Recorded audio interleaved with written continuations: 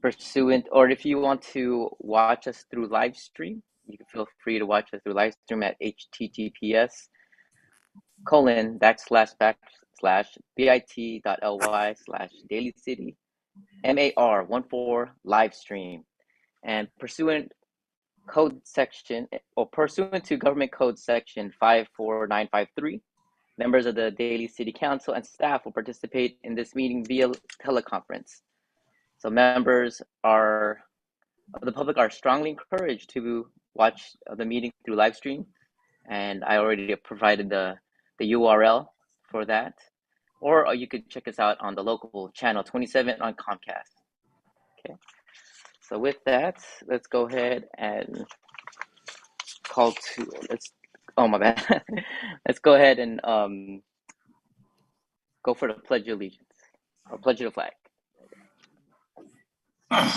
Pledge allegiance to the flag of the United States of America, to the republic for which it stands, one nation, under God, indivisible, with liberty and justice for all.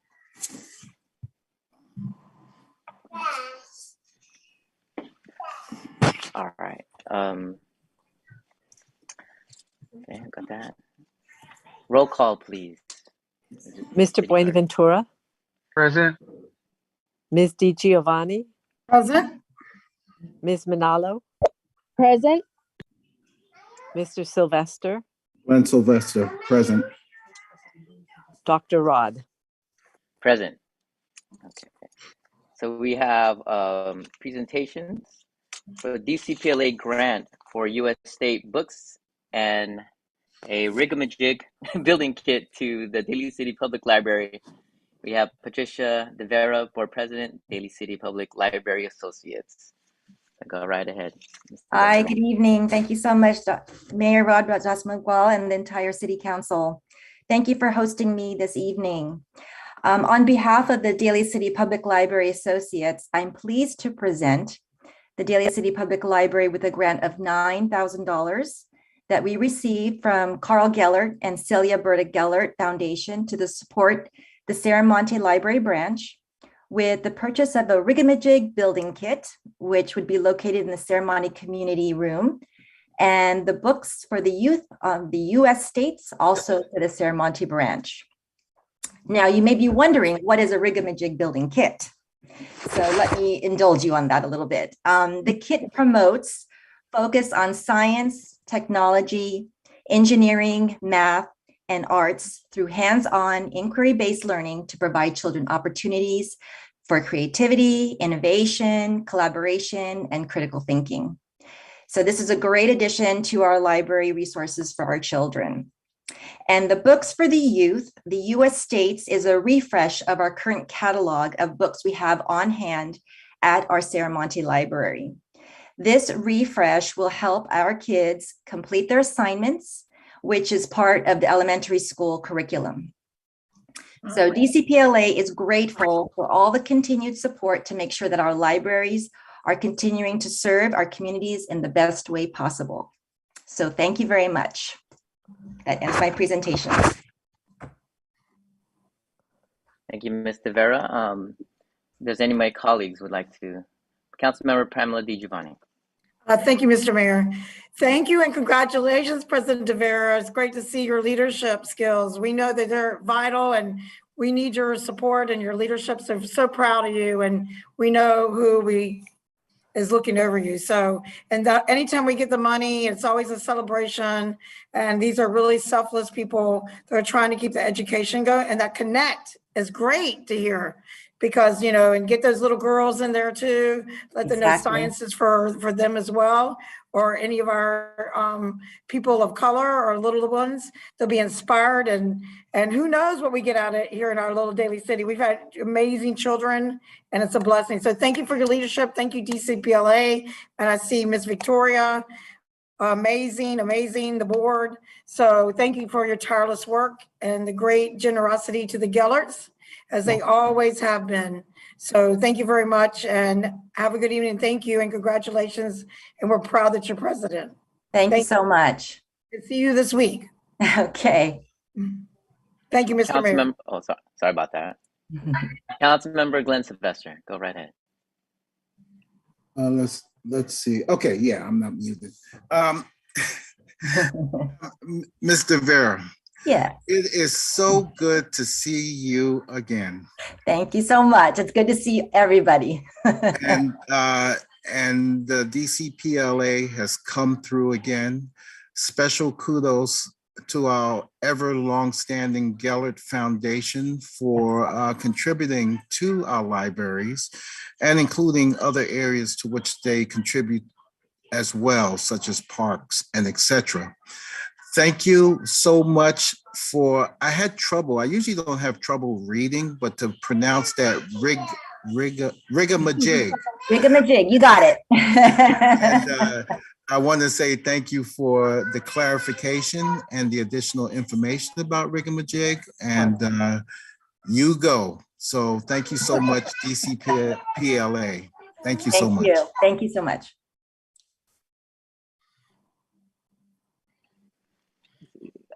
Councilmember Justin Manella. Thank you, Mr. Mayor. I just wanted to say thank you to Mr. Vera for your leadership and also for the amazing work DCPLA continues to do in our community. It never, ever, ever fails that you all continue to care and contribute to our community. So thank you so much. Thank you. Vice Mayor Buenaventura. Thank you, Mr. Mayor. So I wanted to just congratulate you, Tricia, for your leadership role with the library. And I think that you set a really good tone by reaching out to all of us and basically wanting our input. And I think that demonstrated some real commitment to collaboration. And so I want you to know how much I appreciate that. And I've always said that the DCPLA is the gift that keeps on giving. And I have no doubt that you will continue to do that under your leadership. And you have my support, all you folks in DCPLA, and however we can do to really strengthen our libraries and make it better for our community. So I'm really glad to see you in that role, and I look forward to what's coming up for you and for the organization throughout the year. Thank you. Thank you so much. Thank you so much, Mr. Vera. Congratulations again on being president. Thank you, Mayor. I was looking at the rigamajig. I was like, what is this? So I decided to Google it real quick. Yeah. I was like, wow, okay. If I was a kid, that would be something I would really, really want to play with. Exactly. I'm glad you said that. So thanks for taking the time to research that. For sure. And, thank you to Victoria and your leadership and the rest of DCPLA and the Geller family. And I'll see you all this week for luncheon. Yes, we're excited. Thank you so much. For sure. Thank you. All right. Moving on to the agenda. To agenda item number 2, approval of minutes for regular meeting of February 28, 2022. Are there any additions, edits, or modifications to the minutes for February 28, 2022? No additions. Motion to approve if there's no additions with my colleagues. We have a motion. We have a second. All those in favor say aye. Aye. Aye. Okay. Next on the agenda is the approval of the consent agenda. Are there any items that would like to be pulled for today? Councilmember Pamela DiGiovanni. Thank you, Mr. Mayor. This will probably be really short, but there's an investment report on item number 3 and item number 4 and item number 9. That's it. So we have 3, 4, and 9. 3, 4, and 9. Please. Can I get a motion? A motion for other items other than 3, 4, and 9. Can we get a second? Glenn Sylvester, I'll second. Okay. We have a first, second. All those in favor say aye. Aye. Aye. Aye. Aye. All right. So item number 3, the 2021 Q4 investment report.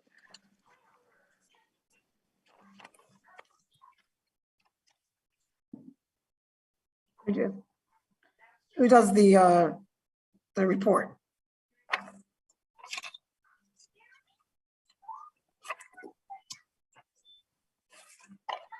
Which staff member? Tim, would that be you? Good evening, council member and city manager. That would be Ms. Halverson, our city treasurer. Oh, Is she available and to join the panel?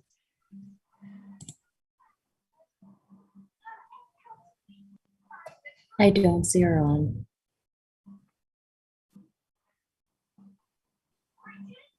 Okay, I can relay any questions. sure.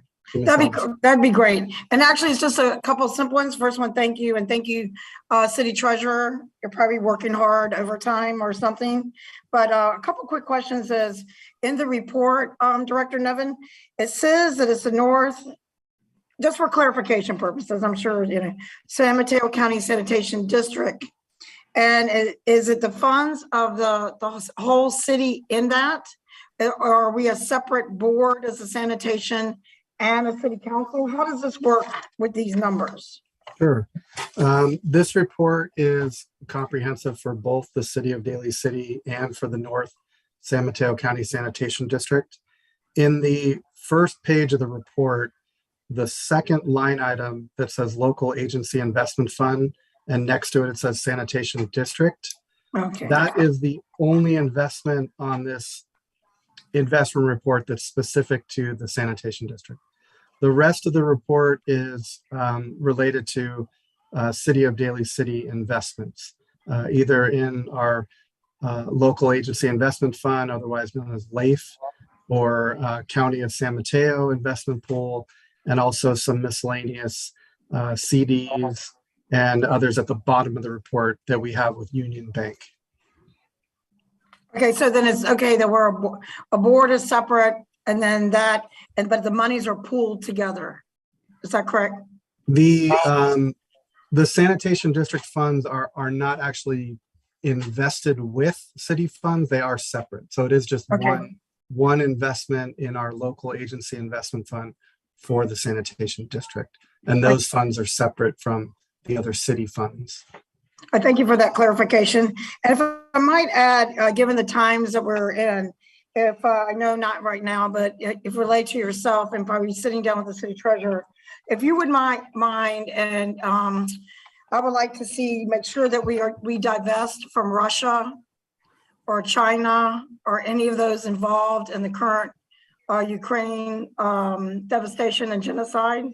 If they could go through, and some of these companies I think have already pulled out or whatever, but just to make sure that we divest from these so that we're not a part of what is going on, that'd be great.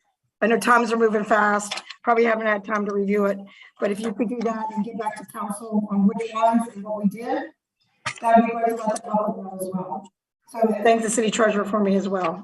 Yes, I will do so, and we can, of course, check in with LAIF and the local county investment pool to ask those questions and make sure that funds are not invested in those areas.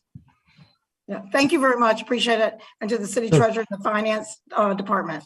Thank you so much, and thank you, city manager. Thank you, Mayor. Okay. Moving down to item number 4, accepting two $30,000 grants from the National Fitness Campaign. Hello, thank you, Mayor and City Council. I have with me Gloria Cox from the Partnership Development Manager from National Fitness Campaign. So I'm going to read over the staff report and then answer any questions, show you a small video, and answer any questions if you need clarification. Thank you. It is recommended that the City Council accept two $30,000 grants for a total of $60,000 from the National Fitness Campaign for 2 fitness courts.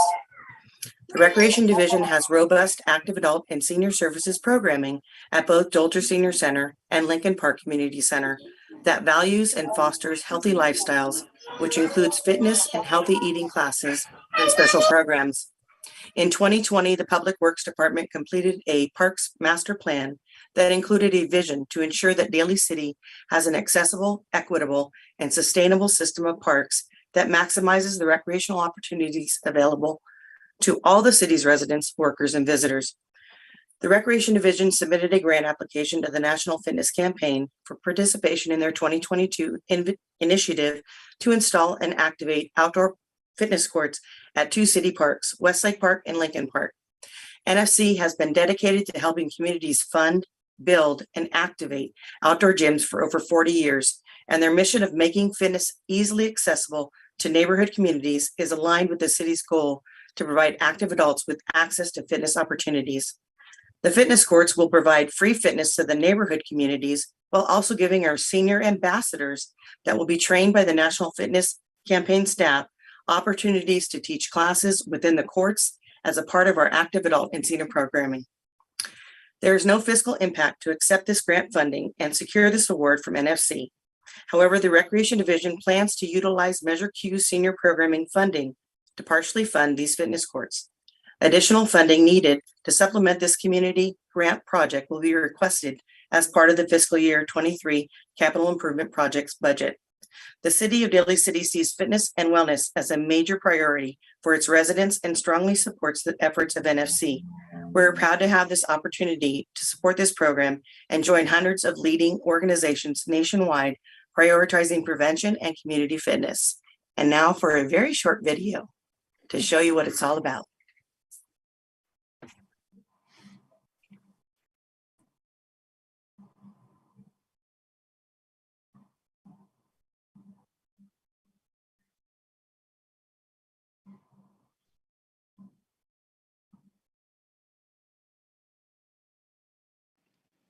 Denise, I think you might have to share your sound. That's actually Stephen controlling it, so hopefully Got he'll. you, Okay, Steven. let me try to figure out how to share the sound here. We've been having little glitches here and there, so. No problem. We all have those days.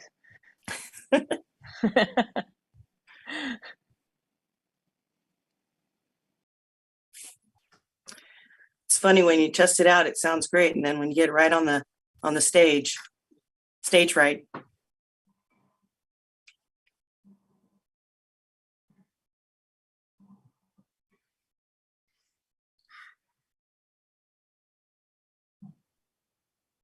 Okay, hold on one second.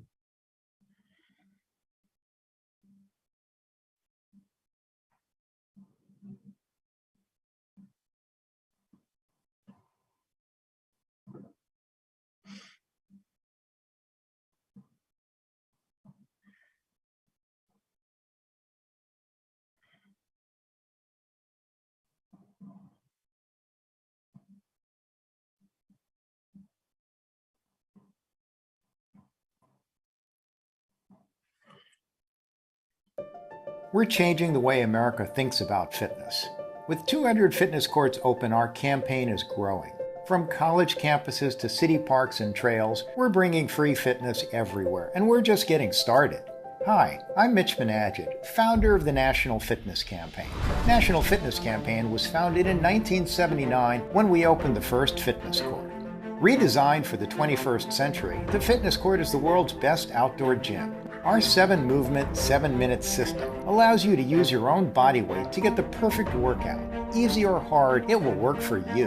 Our goal is to build healthy communities by making outdoor fitness an essential part of people's lives so that each day is better than the last.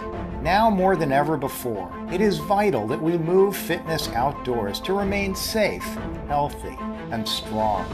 Michigander.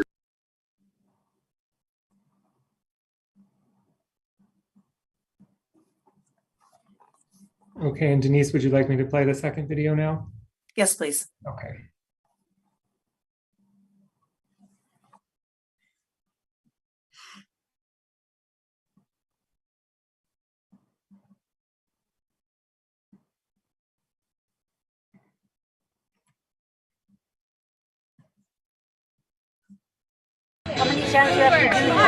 Breaking a sweat, all while keeping a smile on their faces. The Rockin' retirees trying out everything Marysville's newest fitness court has to offer. It's a phenomenal workout, and clearly anybody can do it.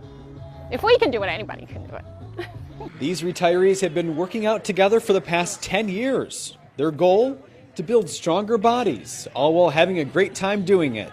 We're not about whether or not we look good in that bikini. We want to be able to be on the edge of that, because we do. We want to be on the edge of that pool and be able to stand back up again.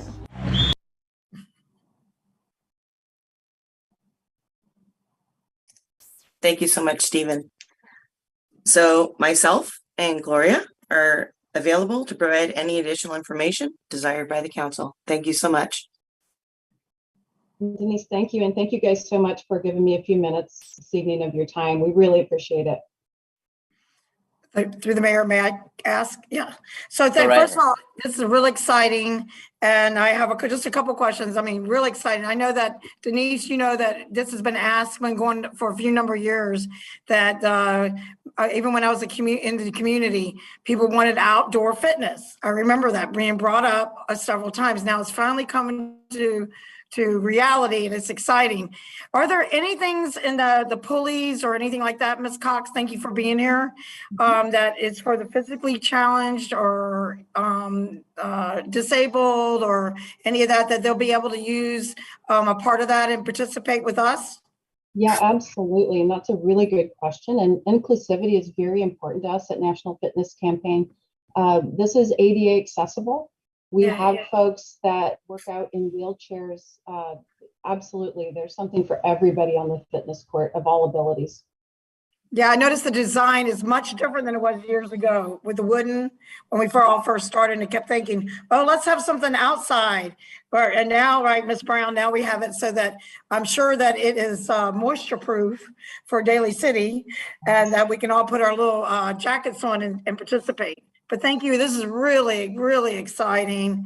And I know that we had some that Measure Q money that really went to a lot of the seniors, and then not just seniors, but I mean, just keep everybody fit, and then they can be outside at the same time. So, which more than ever, I think timing is everything. And now that's COVID, and this is another venue to where people can, relieve a lot of stress, and, being with others, socializing has great benefits. So my hat's off, and we're very excited to see this. And when you choose the parks, do you choose it because the most activity is the Westlake Park and the Lincoln Park? Is that the two locations? Is that how it's those two are the most seniors, Denise? Well, Gloria, myself, and Jeff Renesi and Chris Carr sat together and talked about sites that would be easily accessible through all forms of transportation. Westlake Park fits that need specifically because it trails right into Lake Merced. And it's also very used, Westlake Park, by the entire community. Lincoln Park has that senior population there, but also the kids, the new basketball courts with the lights and everything. So just a great opportunity for the neighborhood to come in and use it, as well as our seniors during the day, to get that outdoor fitness access. So you never know, maybe we can expand in the future and get one over. Someone called me from the Bay Shore. So, because all they have is that trail, we just got to make sure that they start utilizing it and show the people that they need that and they want it, so we can get them out there. So we have a big Daly City, Ms. Cox. So excited. So thank you very much, and thank you, Mr. Mayor. Thank you. Thank you so much. Appreciate it. Does anyone have any questions at all about the fitness court or the campaign? Yeah. Let me ask, any of my colleagues have any questions for Ms. Cox? Well, if nobody does, I have a quick question. So do all the national fitness courts, is it a general template, like they all have? If I went to a national fitness court somewhere in the city, it'll be exactly the same as it is in Daly City? Yeah, absolutely. And that is by design. This is a trademarked layout. It's 7 functional fitness stations for a full body workout in 7 minutes. So you really can change your health in 7 minutes a day if you're consistent. Wow. And so we make this layout the same everywhere in the country. We'll be welcoming our 500th community to this new campaign that started in 2018 later this year. So if you were on vacation in Florida, you would be able to go to that fitness court. We have a fitness court app, which is free to download. It's kind of like a coach in the pocket, if you will. So it's got all kinds of workouts on there for folks of all abilities based on your goals and what you're trying to achieve there. So yes, you would be able to have your workout exactly the same in each location, no matter where you are in the country. Any other colleagues have any comments or questions? Councilmember Glenn Sylvester. Thank you, Mr. Mayor. It's so refreshing to see a recap and basically a validation of the previous exercise stations that have been built. I'm very well familiar with the one down there near the Golden Gate Bridge. And even though I haven't used it, but I'm definitely familiar. I know it's a standing invite. The word should be get out there. So anyway, my opinion is I think it's not enough. I would like to see more of these around in our city, and preliminary funding. I think we should do more. So just wanted to keep that. I'm definitely open for it, and good job done. Well done. Thank you. Wonderful. Thank you. And we do work with fitness court networks. So obviously that is, sort of the long-term plan. And Denise and Jeff and Chris and I have been talking about, where it makes the most sense and where we can have something that's visible and accessible and, really make this available to everyone in the community. So certainly we would have more grant funding available for you folks, should you decide you want to take that step, for sure. And if you wanted to stop by either, there's one in Pacifica and one in Millbrae, just to take a little dabble. Absolutely. Are there any other questions, comments from my colleagues? Well, with that said, I think this is a great addition to all of our parks. I'll probably go and try to check it out. I count to my gym membership since I'm shelter in place, so yes. My gym has been outside running trails. So I would love to check it out when it comes about. So thank you so much, Ms. Cox. Thank you so much, Ms. Brown, for everything that you do for our park and recreation. Thank you. Thank you so much. Thank you very much. Most definitely. All right, moving on to item number 9, the annual delegation of authority to city treasurer to invest city funds. Dr. Mayor, if I may, I'll present that item as well. Sure. So this is an annual delegation of authority to the city treasurer to invest city funds. And the staff recommendation is to adopt a resolution renewing that delegation of investment authority as required by State of California Government Code, Section 53607. Thank you very much. Thank you, Mr. Mayor. And I see our great city treasurer, Danica, Honorable Alverson, and thank you, Mr. Nevin. And I just say that it's really great. And I believe earlier to our city treasurer, he just made a little list just to make sure that, which I know you probably already reviewed it, maybe that we're not vested in, of course, Russia, China, and anyone that supports anything that happens to Ukraine. So, or human trafficking or any of those things. So thank you to our city treasurer. Great job as always. And your Director Nevin. That's it, Mr. Mayor, for this one. Councilmember Justin Manalo. Thank you, Mr. Mayor. I appreciate it. So just for clarification on this item, is there a list that states that we don't have any investments associated to any companies in regards to Russia? I wasn't quite clear on what was stated by my colleague. So I think she mentioned that there was a list. If staff could explain what that list entails. Thank you, Mr. Mayor. I know that the state's pooled money investment account, which includes LAIF, has no direct exposure to Russia. For the county, I'll confirm that they don't as well, but I don't believe that they do. Right. Okay, thank you very much. I appreciate that, Treasurer Halverson. Thank you.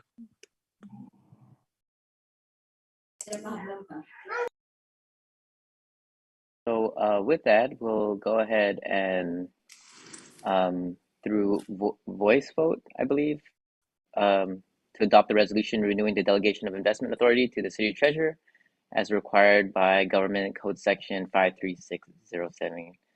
Do I have a motion? Motion to approve. We have a motion, and we have a second. All those in favor say aye.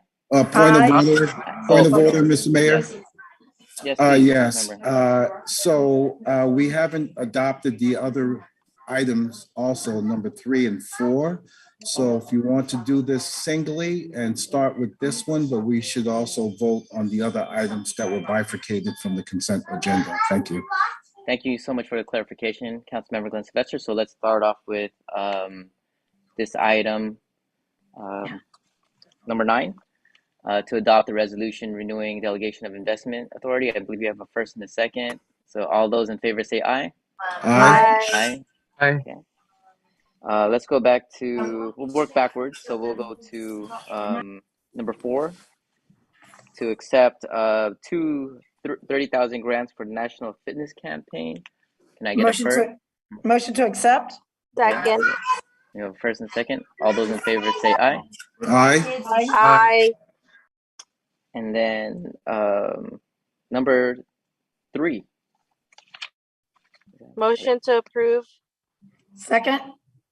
All those in favor say aye. Aye. Aye. All right. Let's see. Rose, is there anything else do I need to complete, or I think we're good with it? That sounds good, Mayor. Thank you. I know I've been missing this whole consent agenda in the past 2 meetings, so. You got it. Okay, great. Okay, that's the end of the consent agenda.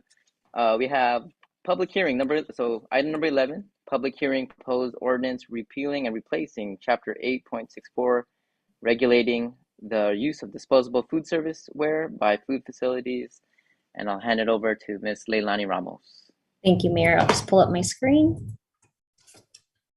Okay, can everyone see the presentation? Good evening, Mayor, Vice Mayor, and council members. This evening, I will be presenting proposed amendments to our existing disposable food service ware ordinance to align with recently passed state legislation. On September 13, 2021, the City Council unanimously adopted a disposable food service ware ordinance to address plastic pollution by eliminating the unnecessary distribution and use of single-use plastics. Effective October 1, 2022, the city's new regulation, modeled after the County of San Mateo, requires Daly City food facilities to transition to non-plastic alternatives or natural fiber-based products such as paper and bamboo. Reusable alternatives shall be provided wherever practicable. Food facilities must also regulate the distribution of accessories such as straws and utensils. This past October, the state took a big step to address similar concerns around foodware by signing into law AB 1276 and AB 1200, both of which impact foodware. The city's ordinance already includes key provisions that are well aligned with both state laws, but some differences do exist. Therefore, changes are required to the city's ordinance to align with the state's new requirements. Under the first law, AB 1276, food facilities are no longer allowed to automatically give out single-use accessories like straws and utensils to consumers, so consumers will now have to ask for them. Accessories can no longer be bundled together, as you will see in the picture on the right. Food delivery services like DoorDash and Grubhub will need to have a way for consumers to proactively request accessories and condiments on their user platforms. AB 1276 also directs local governments to enforce the new requirements within their jurisdictions. Fortunately, many of the requirements in the city's ordinance align with the new state requirements, but as I mentioned, there are a few minor differences. The first difference in the city's ordinance is all food facilities may offer single-use accessories to consumers. AB 1276, however, only allows drive-thrus to offer them.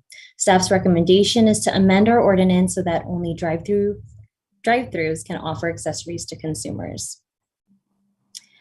The second difference in the city's ordinance is that food facilities may distribute accessories using dispensers and have them available at self-serve areas in open containers where consumers can grab and go. In AB 1276, food facilities must use enclosed dispensers where accessories are dispensed one item at a time. Open containers for consumers to grab and go are no longer an option. Staff recommend that the ordinance be amended to only allow for dispensers that dispense one accessory item at a time versus allowing open containers at self-serve areas. The third difference in the city's ordinance is that it does not explicitly allow or disallow food facilities from using refillable bulk condiment dispensers like the ones you see on the slide. AB 1276 explicitly allows food facilities to use these items. Staff recommend that the ordinance be amended to allow explicitly for food facilities to use these items. The second new state law, AB 1200, prohibits the sale or distribution of single-use food packaging made of paper and other natural fiber that adds PFAS, which are harmful human-made chemicals that do not break down and can collect in our bodies and in nature over time. AB 1200 impacts all food packaging, which is broadly defined as any packaging that's used to hold, store, and serve food. This includes foodware that is used to serve ready-to-eat food in restaurants, as well as packaging used for prepackaged food like pancake mix and frozen pizza sold in supermarkets. The city's ordinance includes a PFAS ban on many paper-based foodware, but AB 1200 is more restrictive since its impact goes far beyond just foodware, which was the main focus of the city's ordinance. With that said, staff recommend that the city sunset current PFAS requirements in the ordinance at the end of this year on December 31, 2022. We will then look to the state to assume responsibility for enforcing the new requirements for all food packaging across the entire state starting on January 1st, 2023, which is the implementation start date for AB 1200. Staff recommends that the City Council repeal and replace Chapter 8.64 of the Daly City Municipal Code, regulating the use of disposable food serviceware by food facilities effective October 1, 2022, to align with recent legislative mandates. And staff and Ms. Lim from the county's Office of Sustainability are available to answer any questions. Thanks, Ms. Ramos. So before I open up the public hearing, are there any questions or comments from my colleagues? Councilmember Pamela DJ. Thank you, Mr. Mayor. Thank you, Leilani, for a great presentation and to the county. I would think it would be great if us, the county or yourself, Leilani, would you explain to people just how dangerous, I don't think people really realize how toxic PFAS are, and that in our daily lives, especially if we have had something hot to drink or what have you, how it really affects our health, the environment, of course, as well, but our health. If one of you would address it to the public, that way maybe they would realize how bad it is for this ordinance, and it's needed. I'd appreciate it. Thank you. I'll actually defer to Ms. Lim on this one. Thank you. It's really bad. Good evening, Mr. Mayor and council members. My name is Ensu Lim, and I'm a senior sustainability specialist with the County of San Mateo. And I've been working very closely with Leilani, I don't know how long it's been now, 2 years or so, on this initiative. And thank you so much for the question. And I think PFAS has been, there's a lot of emerging research that state that PFAS is very toxic for human health. And for those that don't know PFAS, it's short for per polyfluoroalkyl substances. And what it's usually used specifically in foodware is to coat the fiber-based, like the paper foodware, to make sure that they are water and grease-proof. So that's the main purpose. But as I mentioned, there's emerging research that state that they are toxic for our health. For instance, it causes different types of cancers. It's a hormone disruptor, and there's a whole slew of other health ailments that are associated with PFAS. And so if you could imagine, PFAS is in the foodware containers that we use to eat. There's some research that state that the PFAS get transferred into the food that we eat. Once we finish eating the food and we dispose of the clamshell into our green bin and it gets sent to the composting facility, it decomposes into compost, but then so does the PFAS. The PFAS leaches into the compost that's being used to by our community, because a lot of the compost, it gets redistributed to our community members. And so it leaches into our groundwater. And I'm just stating some of the implications in a summary version. So you could imagine and it's really, I love how some people coin these PFAS as forever chemicals because they last forever. Yeah. The reason that they're used to coat these foodware is because they last forever, because they last forever, they're grease and waterproof. They help these items become grease and waterproof. And unfortunately, they're being used in a lot of our foodware. So the state has, taken a very big initiative to make sure that PFAS isn't intentionally added in these types of foodware items that are being sold within the state of California.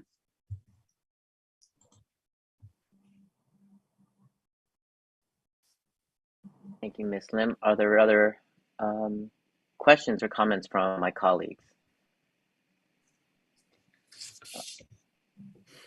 I have another question for Ms. Lim. What is the general, I guess, sentiment federally? Because to me, it just seems very, very dangerous to have it. And I know we're taking care of it at the local and the state level, but is there anything nationally that's going to be done?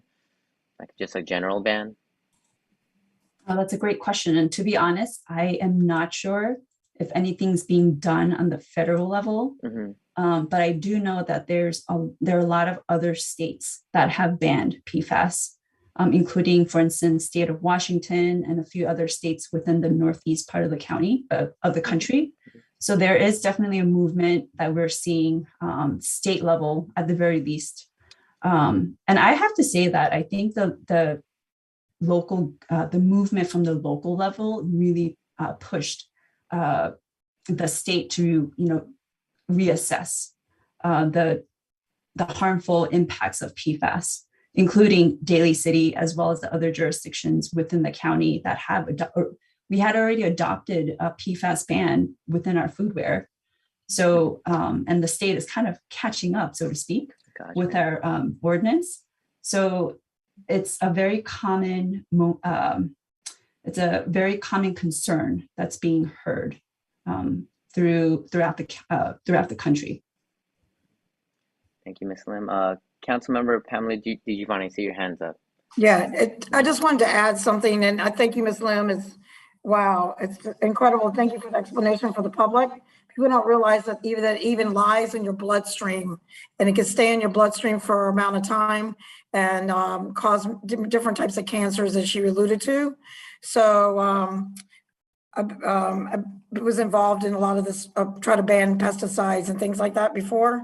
So I appreciate it. And great question, Mayor. We need to think about, hopefully the whole state will do it and maybe on a federal level, because especially the children, developmental and things like that. And it could be linked to, we don't know. I don't say that out loud, Alzheimer's or anything at this point. But thank you very much, Mr. Mayor. Thank you, Ms. Lim, and thank you, Leilani. Other comments or questions from any of my colleagues? Okay, I'd like to open up the public hearing. Is there anything for public? Mayor, I see Councilmember Manalo's hand up. Oh, sorry about that, Councilmember Justin Manalo. Go right ahead. Hear me? Can you hear me? We hear you, yes. Okay, thank you. Well, I just wanted to say thank you for your work on this, Leilani, and also Ms. Lim on this important work. I know that you have all been working on it for a couple of years now, and bringing in different iterations in order to ensure that the safety and well-being of our communities are at the forefront. Yeah, I'm in full support to see this. I think that the longevity of ensuring that we don't have these harmful chemicals within, our food or where we have our food containers is so important. And to have this done on a local level is important as well. I guess the other question I have is, has there been outreach to like businesses to let them know that this may be coming down the pipeline?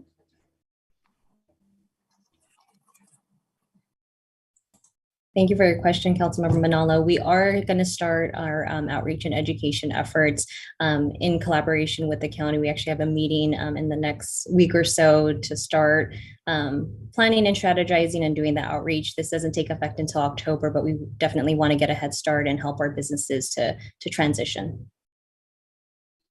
Wonderful. Thank you very much. Thank you.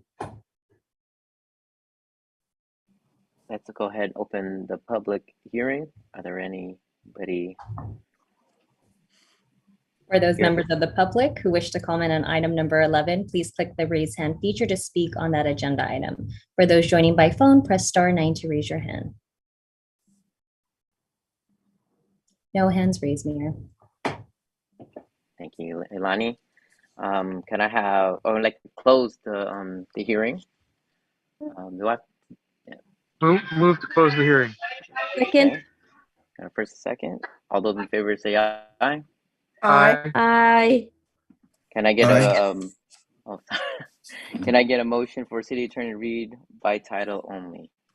Motion to approve, or a motion to read by title only by city attorney. We have a first. Do I have a second? Second.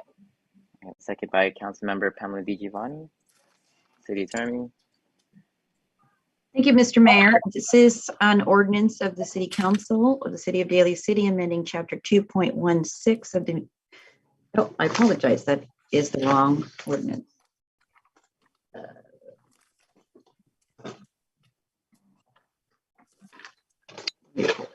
Sorry about that.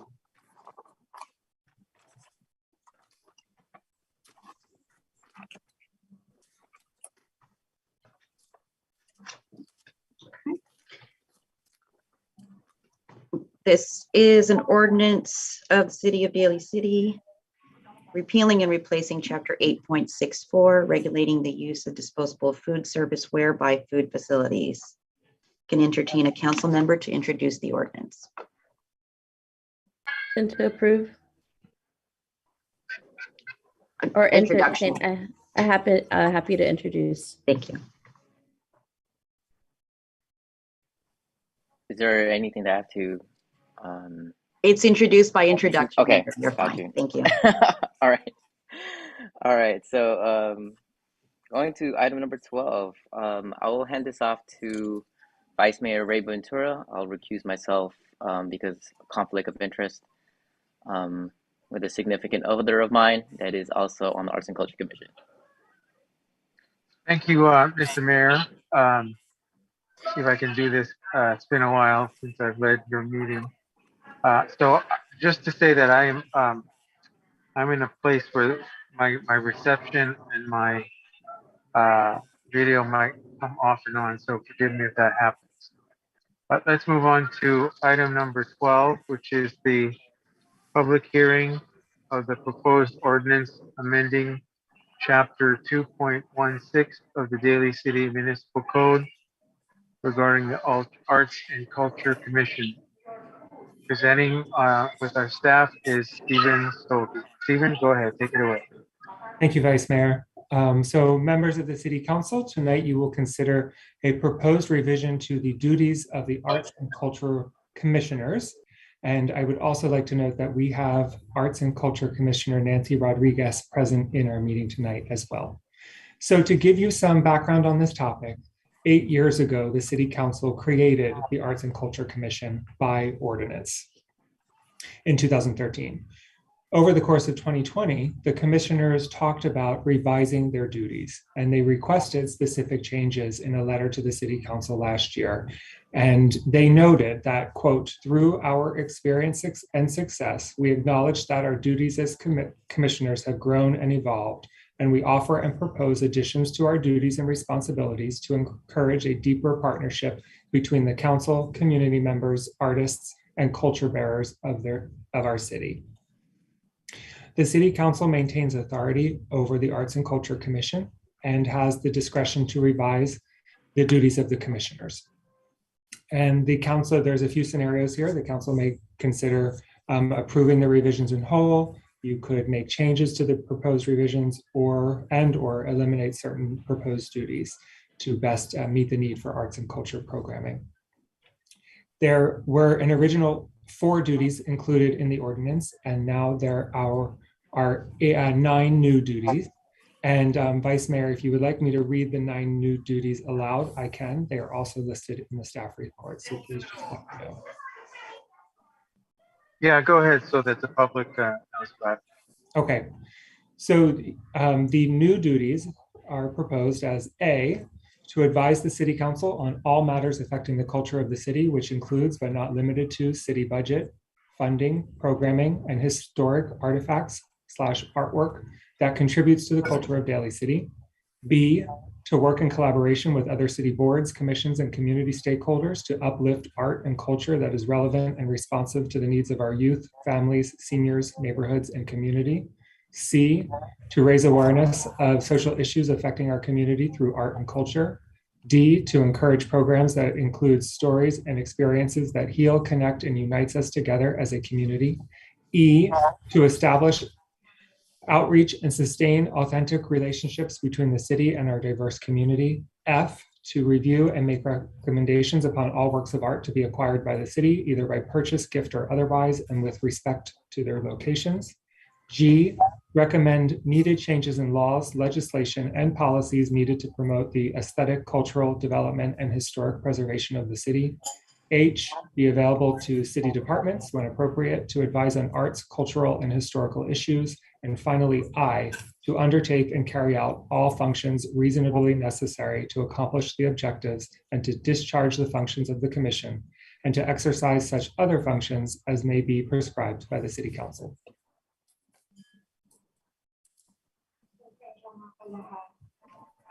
So tonight, staff recommends that the City Council consider these revisions to the ordinance, and we are available for any additional questions.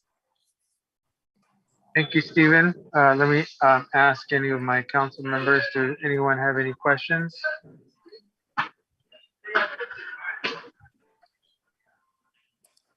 I'm trying to make sure I don't see any hands. I don't see any hands. So at this time, I would open the public hearing. Oh, I'm sorry. Is there a hand? There are 3 hands. We have Councilmember Manalo, Councilmember Sylvester, and Councilmember DiGiovanni. Great. I really can't see it well. So, okay. So let's go with Councilmember Manalo. Go ahead. Thank you, Vice Mayor, and thank you for that presentation, Mr. Stolze, in regards to this. You know, my first comment is I think it's really great to see that there is an expansion. I think that having commissioners have the dedication to want to do more is it's great to see. And given what is proposed this evening, I have no issues with it at all. I think that it's just a testament to the types of individuals we have on this commission that want to give more effort and time and commitment. And I think that that's really amazing to see. One question I have is ultimately when the recommendation happens around artwork being placed in the city, does it still come back to the City Council for final approval? Yes, Council Member, the commissioners are purely advisory in their capacity, and the City Council maintains the final decision. Okay, thank you. But I'm all for this change in addition. I think that it just really shows how much commitment we have on the Arts and Culture Commission to date. So thank you so much. And that's my comments. Okay, thank you, Councilmember Manalo. Councilmember Sylvester. Thank you, Vice Mayor. A few questions that I have before I make a comment. I'm looking at section 2.16.010. And specifically, what that entails is funding. And gee, I had it up here in front of me. I can quote from it, but one particular is the expenses. Now, most of our commissions, if not all, budgets have not been allocated for these commissions. And I really hate to set a precedence to give any one particular commission additional funds. So what I would like to know is the language as per the original ordinance seems succinct as it is. And we as council can decide at various times when to provide funding. So how would this play out if we were to accept this?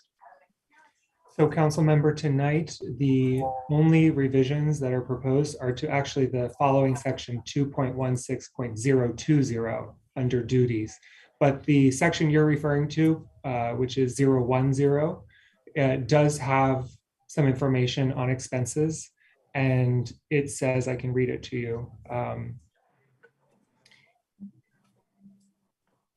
It says basically that members shall not receive any compensation for their attendance of commission meetings. However, any necessary expenses incurred by a commission member in the performance of their duties on the commission may be paid if funds are available in the budget approved by the city council. So ultimately, the city council would still maintain that authority over budget for the commission. But we're not suggesting any changes to that section. Okay. All right. I see in A on the revised, it says which includes but not limited to city budget funding, programming, and historic artifacts, artwork that contributes to the culture of Daly City.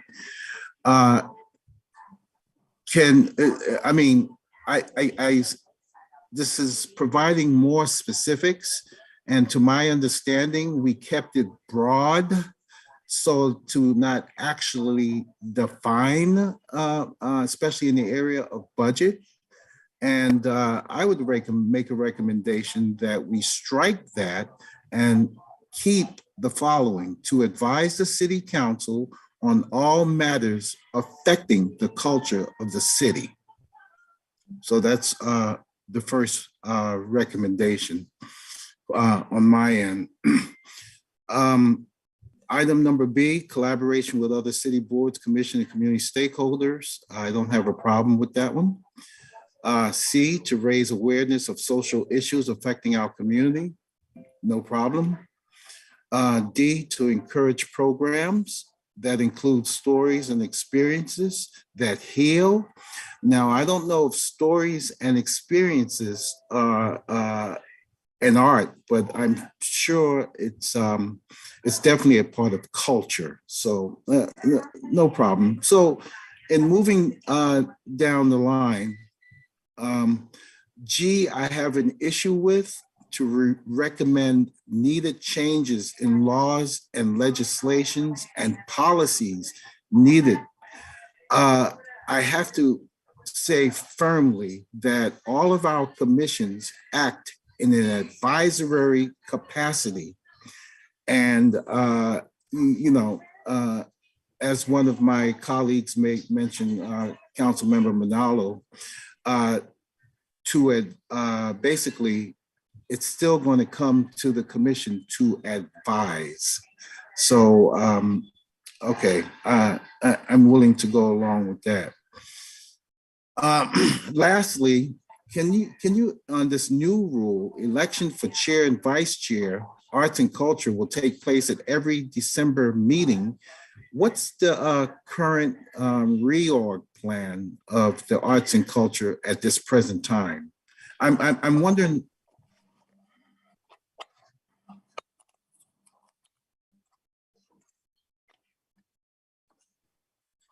Uh-oh. It's frozen.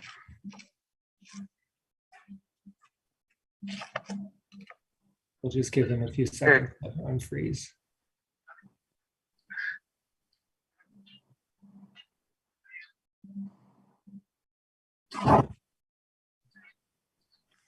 Well, why don't we go on to Councilmember DiGiovanni, and then we'll come back to him after he gets back on. Go ahead. Okay, thank you, Vice Mayor, appreciate it. Okay, so let's see, going back on the changes that were in here. Thank you, Commissioner Rodriguez, for being here, appreciate it. And thanks to all of them, they've done great jobs, and they gave a nice list of some of the things that they've done in the cultural aspect of it, and given COVID, it's been really tough on them, but they've done a fantastic job in other areas. Okay, so let's go back to the changes. I have to see under to revise the duties in section 2.16020. I'd have to agree to the my fellow council member Sylvester to strike, because anybody can make, first of all, let me begin. Any of this, when you put it into an ordinance, I know that it sounds very different in an ordinance than it is. Anybody in our community, including the commissioners, have a right to make any comments of anything we do. You know, we are a public agency, we are a city council, we serve at the privy of the community. So, and a lot of this for me, even though I know I see it in an ordinance, is things that they have a right to comment on irregardless of anything, and that everyone does, including all the commissions. So that's the only reason I want them to know that in some of this, it's almost redundant that each one of them, even as residents, can make comments on any of this. So I don't think that, given the city budget and funding and programming, and then the artifacts part, is that usually you would bring in somebody that usually had a strong background, is my understanding, that would have that to contribute to the culture of the Daly City. But the budget definitely is something in funding and programming, because it's a little more intrusive, but not intrusive, but integrated into our budget. So that one I'd have to agree with Councilmember Sylvester. And let's see, raising social issues. Well, if it raises social issues, I want to make sure that it just, in general, concerns maybe. Doesn't have to be like issues. I know that's a term that is used for like, is it something so, I just want to make sure that it doesn't bring something inside. People are able to express themselves and their concerns, but yet at the same time, not to make it so that this place hopefully will be calm, collective when they express themselves. But I know it's through art and culture. So definitely the concerns affecting the community, just that verbiage, because when it becomes, what's your issues to people, and to be considered, and make sure that it's reflective. I know that art has a lot of doing to healing, and on D, which that definitely has a lot to do, especially during COVID. It's really affected a lot of people, and for a lot of people, they have picked up doing art, you know, in different manners and whatever they express themselves, poetry, and spoken word during this time. We actually probably have cultivated a lot more, unfortunately, with these very hard times. To establish outreach and to sustain relating to the city and our diverse community, that's no issue. And when they work in collaboration, I think they do that anyway, like when we have events, you know, to begin with. I think that the Arts and Cultural Commission has always sent out invites to their fellow commissioners. And I know that recreation deals with events that involve culture. So I just want to make sure that we don't like cross over into their lane, but maybe at some point if they want to. But we have staff that we have to consider in our recreation departments as well. I don't want staff to feel that, you know, that we as a council are pushing people on them, which I'm sure they don't, because they're very culturally sensitive as well. And I think, is Councilmember Sylvester still on here? And then on on G with the legislation, we are the only legislation body that can make any kind of legislation and policy rules and regulation as elected officials. And I think that's key. And probably none of this when it was written in here. I'm sure that the commission, because I see it's very like not telling us what to do, because they're always going to be recommended anyway as individuals. But I think when they put that in there, they can, we're the legislation body, And again, doesn't mean the voice is not heard, does not mean they cannot make comments. And then for H, it says be available to city departments when appropriate to advise on arts, culture, and historical issues. Okay, I just want maybe a clarification to make sure, because in each city department, I know that staff and should be allowed to make their own decisions and what fits in their department. And I don't, again, got to be very careful not crossing into our staff and being very sensitive to them. A lot of them have been here for like 20, 30 years. And there's things that in their area that when they come in, they're used to on their walls or whatever. And I don't want them to feel like that's going to intrude on their space, their environment, you know, maybe the colors they use or what have you. I think that, you know, because they're very sensitive to their workplace. I think that that's a good one.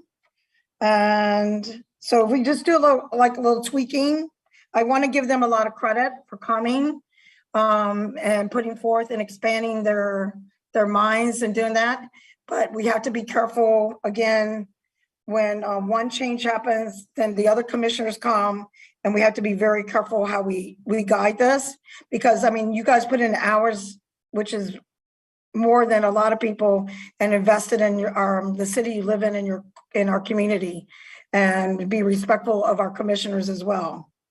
And at this time, I'd like to give the floor back to Mr. Sylvester while I yield to him.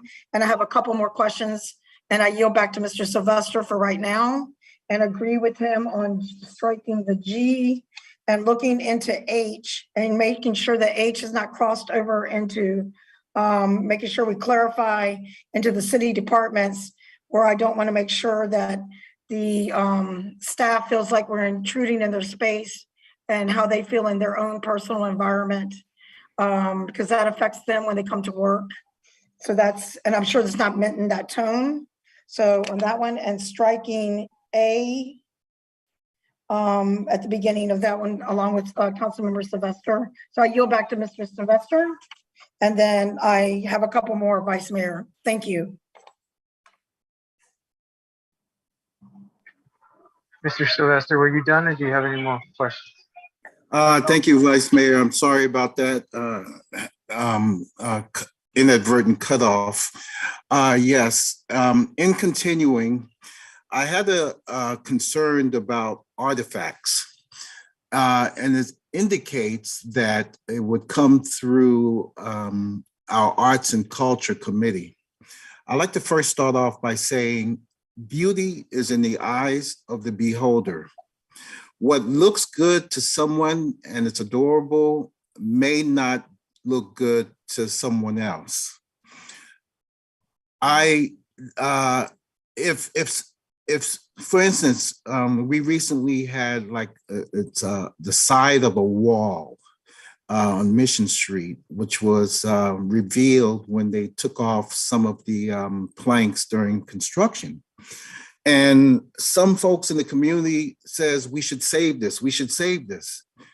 Well, that's a clear example. Okay, well, fine, we should save this, but where are we going to put it?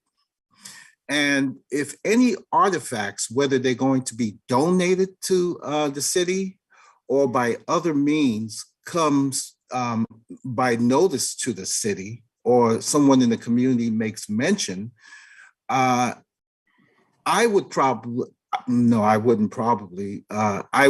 ask the Arts and Culture Commission, well, what do you folks think? And subsequently to advise. But if something came through to Daly City and it did not come by the way of arts and culture, I think we as a council can make that decision. Well, you know what? Let's defer this for now. Let's give it to the Arts and Culture Commission and let's see what they say. To actually put down that this is mandatory, that it's going to come to the Arts and Culture Commission firstly for a recommendation. I don't want I just feel that that's too much authority at this particular time. So that's all the questions I have, but I do want to say the following. First of all, I'd like to give kudos to our mayor, who decided to recuse himself from this due to section 2.16.030, which states ethically serve in light of any foreseeable conflict of interest. So kudos to you, Mr. Mayor, for recusing yourself from this decision we're about to make. And that's all. Oh, and lastly, what is staff's take on this? I'd like to hear from staff. Councilmember, I would say that staff support the placement of this item on the agenda. We prepared the staff report this evening.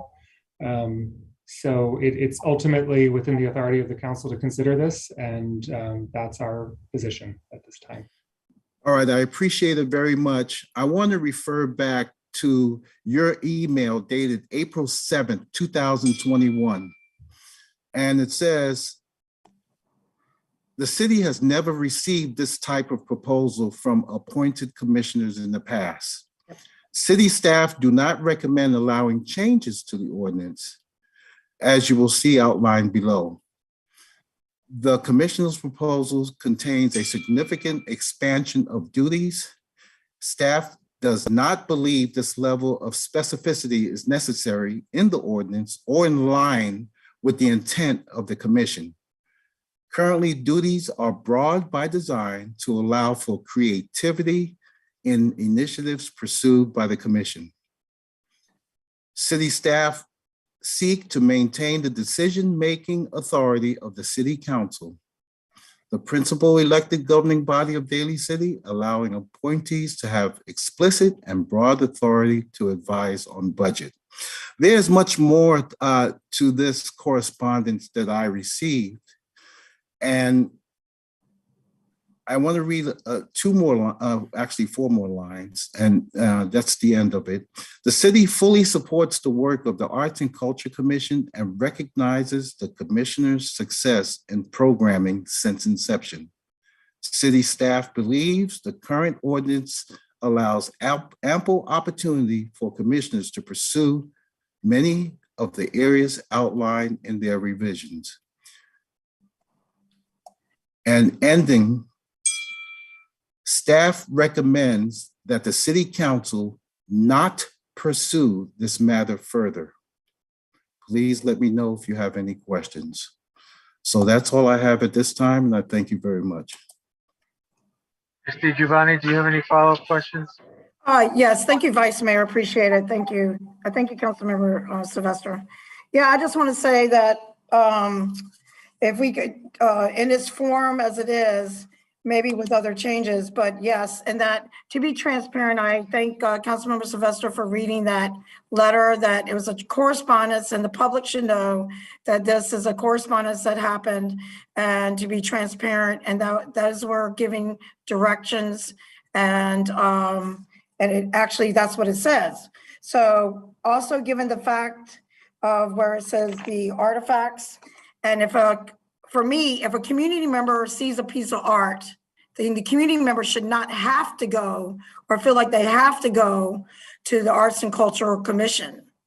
That if they want to do something on their own for our community and with a few other community members, and they want to create their own, they shouldn't have to come to a body of that. They can come straight to the council. I mean, I appreciate the input, but I don't want them to feel like, because we have a lot of community members out there that feel like they're too shy or they don't want to be mandated to go in front of a commission. And they have expressed that if it gets too much like that, then they just won't come forth with their project. Or they'll just do the project on their own and they won't include the council. They'll just do it with a private person in the city and just get a permit. And I don't want that to be to disenfranchise people and they feel like they have to do that. So that's all I have for now. And thank you also to the mayor for standing up and doing the conflict of interest. I really appreciate that and admire that you did take that step. And that's admirable. Thank you very much. Thank you, Vice Mayor. Okay, so thank you to my council members for all your comments. I have a very different take on what's been said thus far. So mind you, and I'm not trying to say this to take any credit, but I was the one who started this Arts and Culture Commission. And it's because I had this belief of the importance of arts and culture in our city, in our community. I thought back then that the broad nature of the ordinance was a starting point, but I always felt that we could do more. Now, the fact that these commission members took this nearly 2-year process to work on a plan to make the commission better and ultimately make it better for the people of our community, I think should be applauded and accepted in its entirety. I think that whatever happened in the April 2021 letter, that was almost a year ago. And so the dialogue and the discussion that has developed, I'm assuming, since then, has brought the staff to a point where they're behind these recommendations. And so I think kudos to the staff, kudos to the commission for having taken the time to what I think has been very thoughtful, important changes to the way business is done, especially with the Arts and Culture Commission. I don't see for 1 minute for any negative impact on these changes to the ordinance. There is nothing that we are losing in terms of a legislative body. If anything, it reinforces the idea that they are a advisory commission. There's nothing in there that takes away any of our powers as a city council.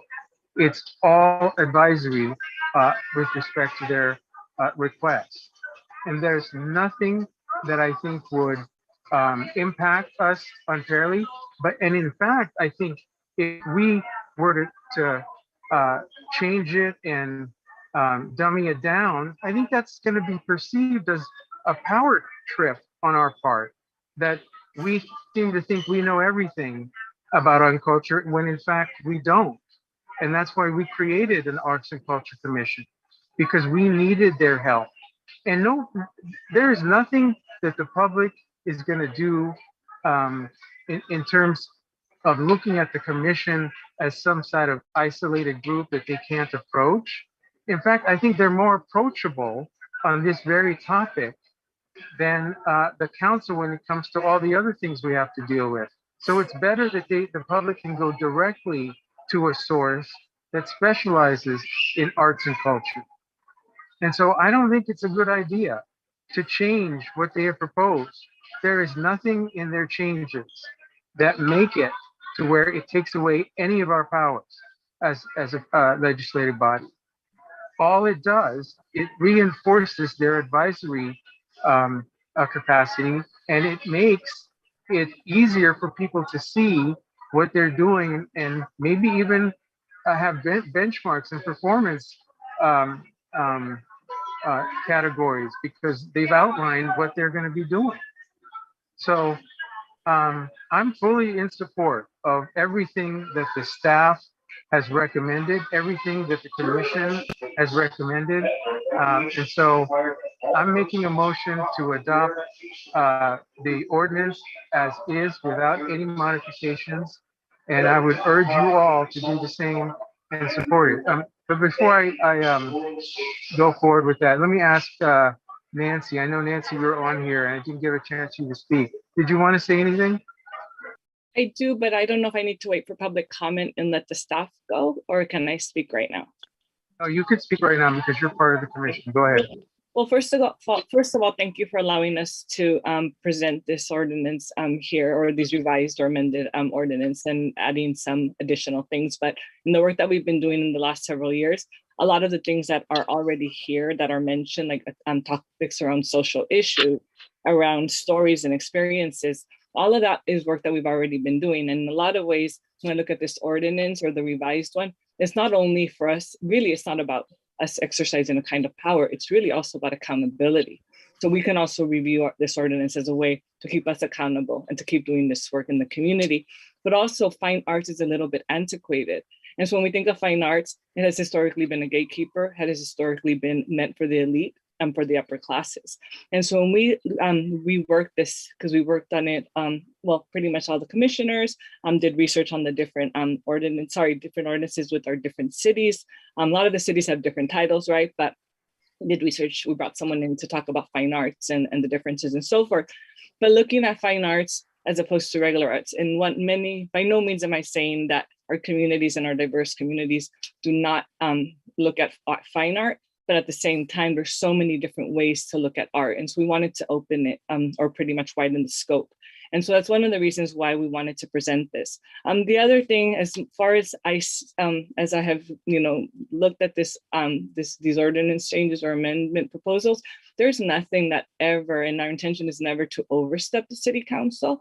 In reality, all the term or verbiage really is about advising. And nothing is very clean cut, right? We know that in any kind of organization, and really, like when I think about how I teach revolutions or I teach anything in history, I have to set up something in order, but it never is that clean cut, right? It never is that way. So we skip different processes and we skip different steps, but in order to better understand it, we do have to list it. And so everything that's on here is about, they're different words, right? Or in semantics around advise, to advise around the funding. And one example of advising around the funding is right now as we're working towards trying to create a mural project to acknowledge and recognize our World War II veterans at the War Memorial. We're looking for money, right? So the idea is to kind of advise, maybe there's money available to us through different propositions through the County of San Mateo that money can be used for. And so when we talk about all these different things, it's really by no means overstepping anything the city council. We know you all have the last word. That's why you have all been elected. But we also acknowledge that a lot of this work in a lot of ways would keep us accountable. We also want to move away from this traditional definition of fine arts. So again, just kind of looking at all of this in a more general way and acknowledging that art is so broad, right? It is stories, it is narratives, they are experiences, healing, right? One thing that I appreciate, we are a commission that rolls up our sleeves, right? We are a commission that goes in and does the work. And even through the pandemic, we shifted gears, right? We went online and we're like, we're gonna try to provide art and look at how we can work through this pandemic. And so we had a young woman come in her name is Drew Bernard, and talked about art as healing, how we use art during really difficult times. And so again, trying to redefine art and not keep it as a gatekeeper. And we went through tons of conversations, and I've been on the commission since it was established in 2013, but we really went full gear in the spring of 2014. And we've been having these conversations for a really long time. And my hope is to democratize it. And when we talk about social issues, again, I use this term a lot in my classroom. Issues really is around topics, right? It could be implied or interpreted as problems, but issues really are just topics. How do we address them? And so again, just trying to better organize our Arts and Culture Commission, pretty much get more support and actually really continue for us also accountability, right? Looking at the things that we have here. But reality is we've done a lot of these things already. We just want to make sure that that it's something that we strive for and we continue to strive for, bringing art to our community, and definitely acknowledge the diversity, right? And making sure that everyone's voices are heard, and not just one kind of art, and they all go hand in hand, right? So I don't know if there's any other questions or anything that I'm missing, but Thank you, Commissioner. Let me turn to Councilmember Manalo, and then I'm going to turn to our City Manager, Shauna Malden. Go ahead, Councilmember Manalo. Thank you, Vice Mayor, and thank you, Commissioner Rodriguez, on your insight and sharing, what exactly um, uh, was the premise for this. I think for me, I said it earlier, when you have community members that want to be able to give back and also be giving of their time and also their expertise, and also just taking it a step further. I think that as policymakers, we shouldn't look at it as something where, oh no, like this is too much control. I think to me, it's like, if we are to be understanding of, we are communities that want to uplift, and we are communities that, exactly as mentioned, are diverse, then there should be the opportunity to have, and this was created for arts and culture, to be represented in the city of Daly City. We've seen the countless hours and time and effort on basically not even a large budget, that these commissioners have even pursued programming during a time when all of us didn't know what was going to be kind of the next steps with COVID, right? And what I'm alluding to is that what is written and proposed is, obviously there was a lot of thought and process on this, and the words such as healing be even stated in the ordinance is something that I think is important. I think as a society, we've realized even more so during the pandemic that our mental emotional health is something we need to also prioritize, right? And so this is all intertwined. And so for me, I mean, leaving the words healing, leaving the words around social issues. And we know art is born out of, social issues and what is happening in our society.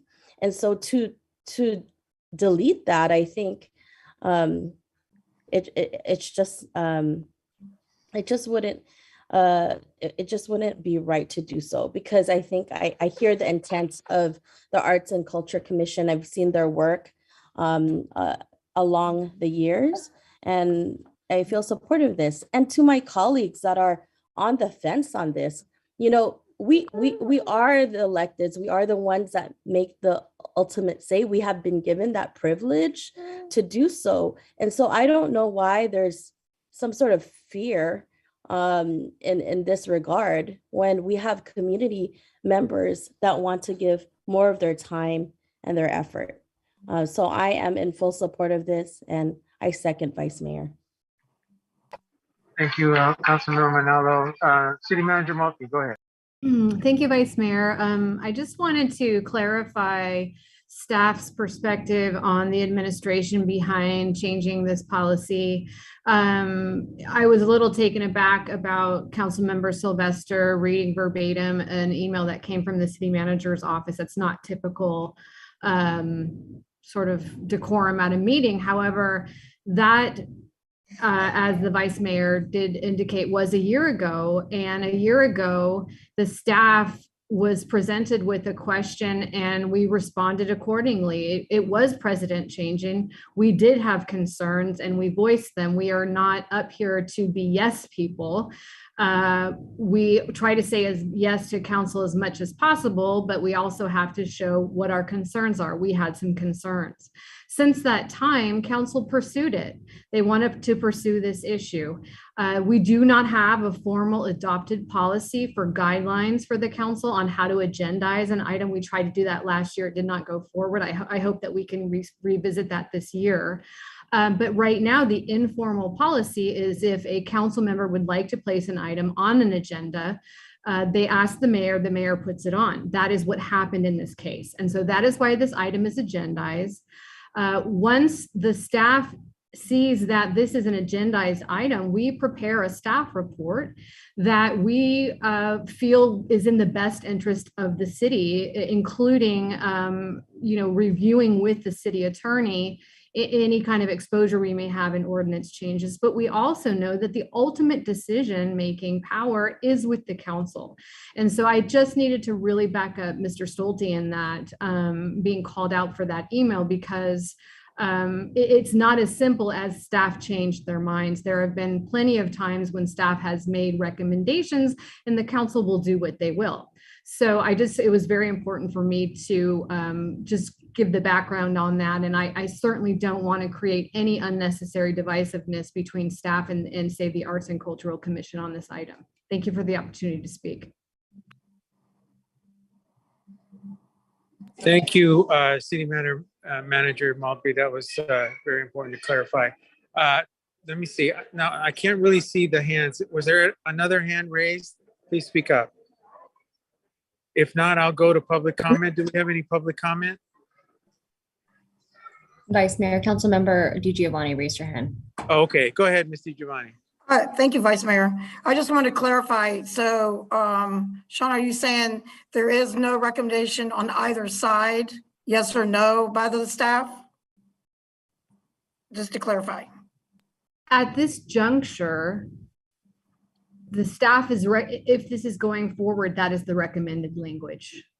This is a council issue. This is something that the council needs to determine, and its staff wishes to not really take a side with it if it's going to be a controversial issue. This is not something.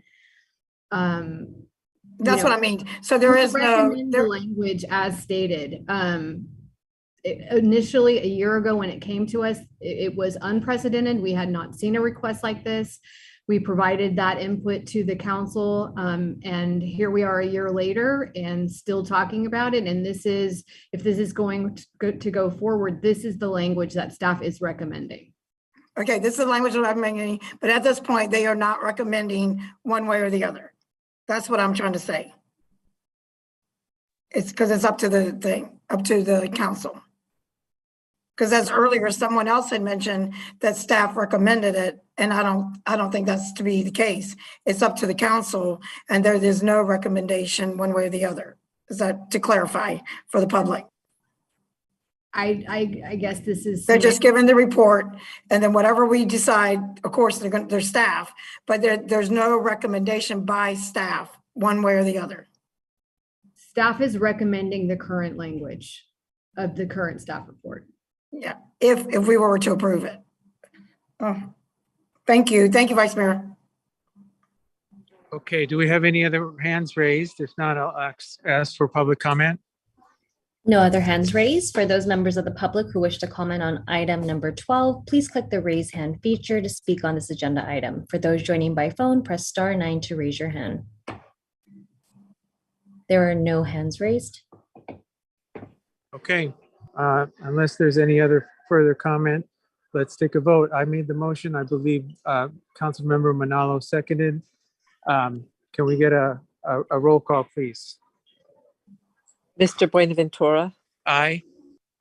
Ms. DiGiovanni? Not unless there were changes, so unfortunately it has to be a no. There had to be some amendments, some changes. Ms. Manalo? Aye. Mr. Sylvester? And Sylvester, no. Okay, moving on. Let's go to Mr. Mayor. It's your meeting. Thank you, Vice Mayor, for holding that down. Going down to item number 13, public hearing on claim to lien property at 262 Crocker Avenue, APN 004-082-150. Alexander Nguyen. Good evening, Dr. Mayor, Vice Mayor, and City Council members. So I'm going to go ahead and get started. Staff recommends that the City Council conduct a public hearing on claim to lien property at 262 Crocker Avenue and approve the fees associated with the emergency sewer lateral repair at 262 Crocker Avenue to be made a lien on the subject property and adopt a resolution confirming the amount of the lien. On March 30th, 2021, city staff sent the city's contractor, Kingdom Pipelines, out to Crocker Avenue between Brunswick Street and Winchester Street to repair a pothole when they discovered a 48-inch deep sinkhole in the street fronting 262 Crocker Avenue. Upon further investigation of the sinkhole, the contractor identified a broken sewer lateral that services the subject property. City staff reached out to the occupants at 262 Crocker Avenue and informed them of the broken sewer lateral and the emergency repair that was required. Per the North San Mateo County Sanitation District Code Section 1.16080, the side sewer shall be maintained by the owner of the property served thereby. Side sewer is defined as the sewer line beginning at the foundation wall of any building and terminating at the main sewer and includes the building sewer and the lateral sewer together. Due to the unsafe conditions caused by the sinkhole in the street, city staff authorized the city's contractor to abate the immediate life, health, and safety hazards caused by the broken sewer lateral by performing an emergency repair of the sewer lateral and securing the site. On February 14th, 2022, City Council set March 14th, 2022 as the date and time for the public hearing to affirm the fees at 262 Crocker Avenue be made a lien on the subject property and adopt a resolution confirming the amount. On July 1st, 2021, city staff mailed a letter to the property owners requesting remittance of payment for the emergency sewer lateral repair. On October 1st, 2021, city staff mailed a second letter to the property owners, again requesting payment and indicating that if no payment is received, the cost associated with the emergency repair shall become a lien on the property per Daly City Municipal Code, Chapter 15.14070, Section 109.4.1. Cost recovery for authorized emergency abatement of immediate life, health, and safety hazards. On October 14, 2021, the property owner, Mario Flores, contacted city staff by phone and declined to remit payment to the city. The total cost for the emergency sewer lateral repair at 262 Crocker Avenue is $12,371.63. The city mailed 2 letters to the property owners, and both letters provided details on the cost breakdown of the emergency repair. A lien is required to be recorded on the property with the San Mateo County Recorder's Office to recover all fees owed to the city. So at this time, staff recommends that the City Council conduct the public hearing on claim to lien property at 262 Crocker Avenue, and staff recommends City Council approve the fees associated with the emergency sewer lateral repair at 262 Crocker Avenue be made a lien on the subject property and adopt the resolution confirming the amount. Staff is available to answer any further questions. Thanks, Mr. Nguyen. Councilmember Glenn Sylvester. Thank you, Mayor. Mr. Ewan, thank you for your report. I've read the staff report as well. You kind of alluded to it in your report, but I wanted to clarify what constitutes an emergency repair. An emergency would be anything that the city deems dangerous to the public. So in this case, we had a sinkhole that was forming in front of the property in the street, in the middle of the street. So this would be in the travel lane of the city, of a city street. And when you made the notification to the owner of the property, how soon thereafter, upon noticing the sinkhole, did work actually begin? So notification of the property owner occurred after the work was performed due to the emergency nature of the sinkhole itself. On March 30th, 2021, that's when the sinkhole was discovered. And due to that discovery by the contractor, we had to make an immediate decision based on the safety of the public. Yes, not a problem. So before you got work crews out there, since noticing it on the 30th, how soon did the work crews show up to effect repair? So the contractor was already on site to do a pothole repair. So we had crew already lined up to do work on the street. When they were doing the pothole repair, they discovered a sinkhole underneath the pothole. Okay, so what I'm getting at is our contractors who work for Daly City, in the case of this particular contractor, they're not actually just driving around looking for potholes so that they can constitute it as an emergency and begin repairs immediately. So that's the first part of the question.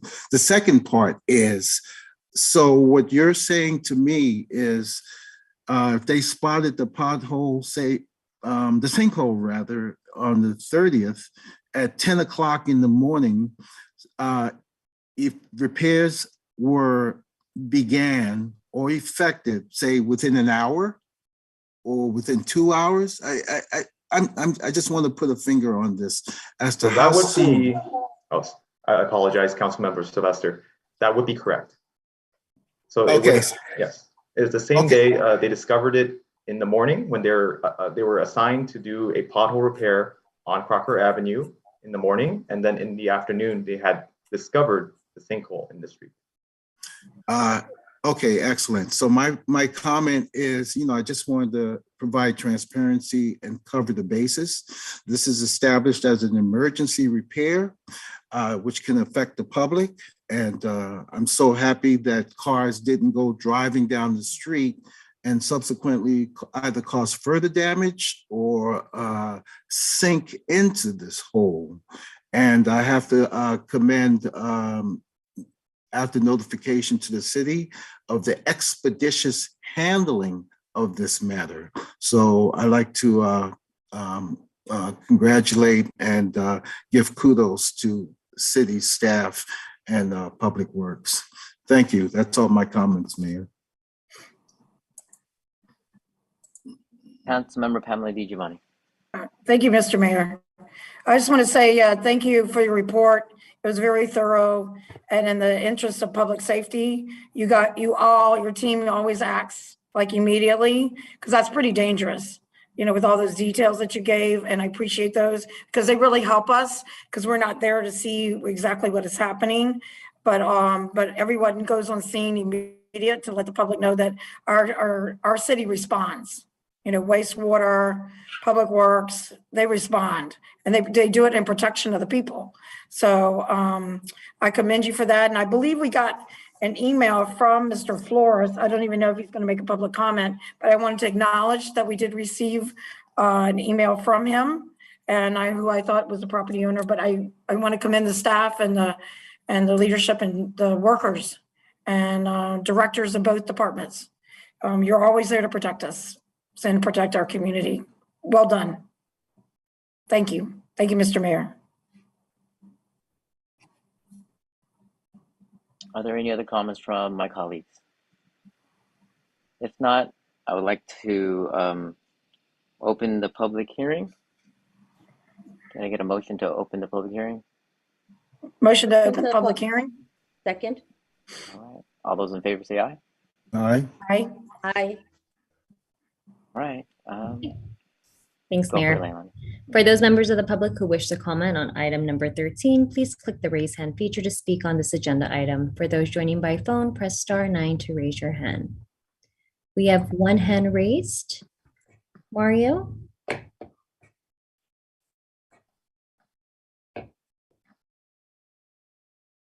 Yes, my name is Mario Flores, and I am the owner of the subject property at 262 262 Crocker Avenue in Daly City. First off, I want to give you a little bit of background of who I am, so you understand where I'm coming from. I have owned this property in Daly City since 1989. I've owned other properties in Daly City. I also own currently a 7-unit building in San Mateo, a 3-unit building in San Francisco, a 4-unit building in San Mateo, and I've owned several other properties as a property owner of residential income units.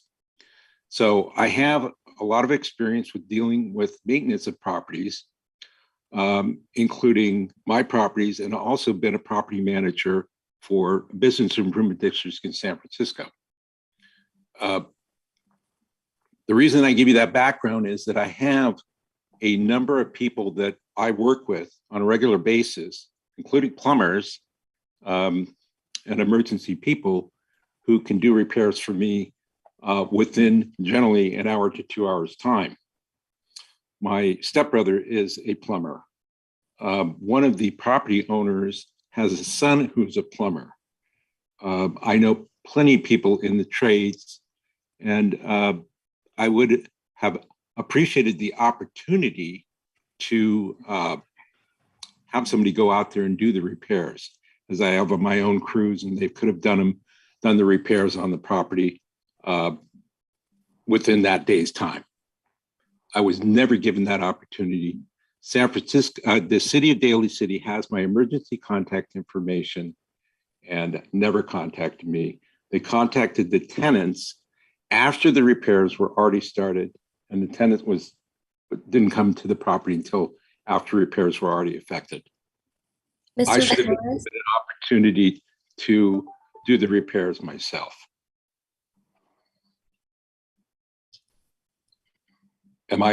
Is that my time's up? I apologize. I was going to say the 2 minutes is up, but I can defer to the mayor if you would like to allow more time. If you have any other concluding comments, Mr. Flores, go ahead. Well, yeah, and 2 minutes. And the other thing too, I've had all of the documents reviewed by the people that I know that are in the trades, and they all feel that the prices were really high. I've actually had sewer laterals replaced, my property in San Mateo, my property in San Francisco. So I do know that that's a fact. I would have been able to do this for a lot less money if I had been given the opportunity to do so. I was not given any opportunity whatsoever. I was told after the fact. And with regard to the fact that it was an emergency repair, if you look at the pictures of the property, of the street before it was repaired, there was a little mark in the street. When they opened up the hole, they could have seen that at that point, that would have been able to be blocked off. If I had been contacted, I could have been out there and had repairs done real quick. But they just continued to open it up and did the repairs. And I'm stuck with the bill. I understand that the sewer is my repair responsibility. I'm not saying that I shouldn't have to pay for something on these repairs. I just think that I was not given the opportunity to be able to do it at a more effective cost to me.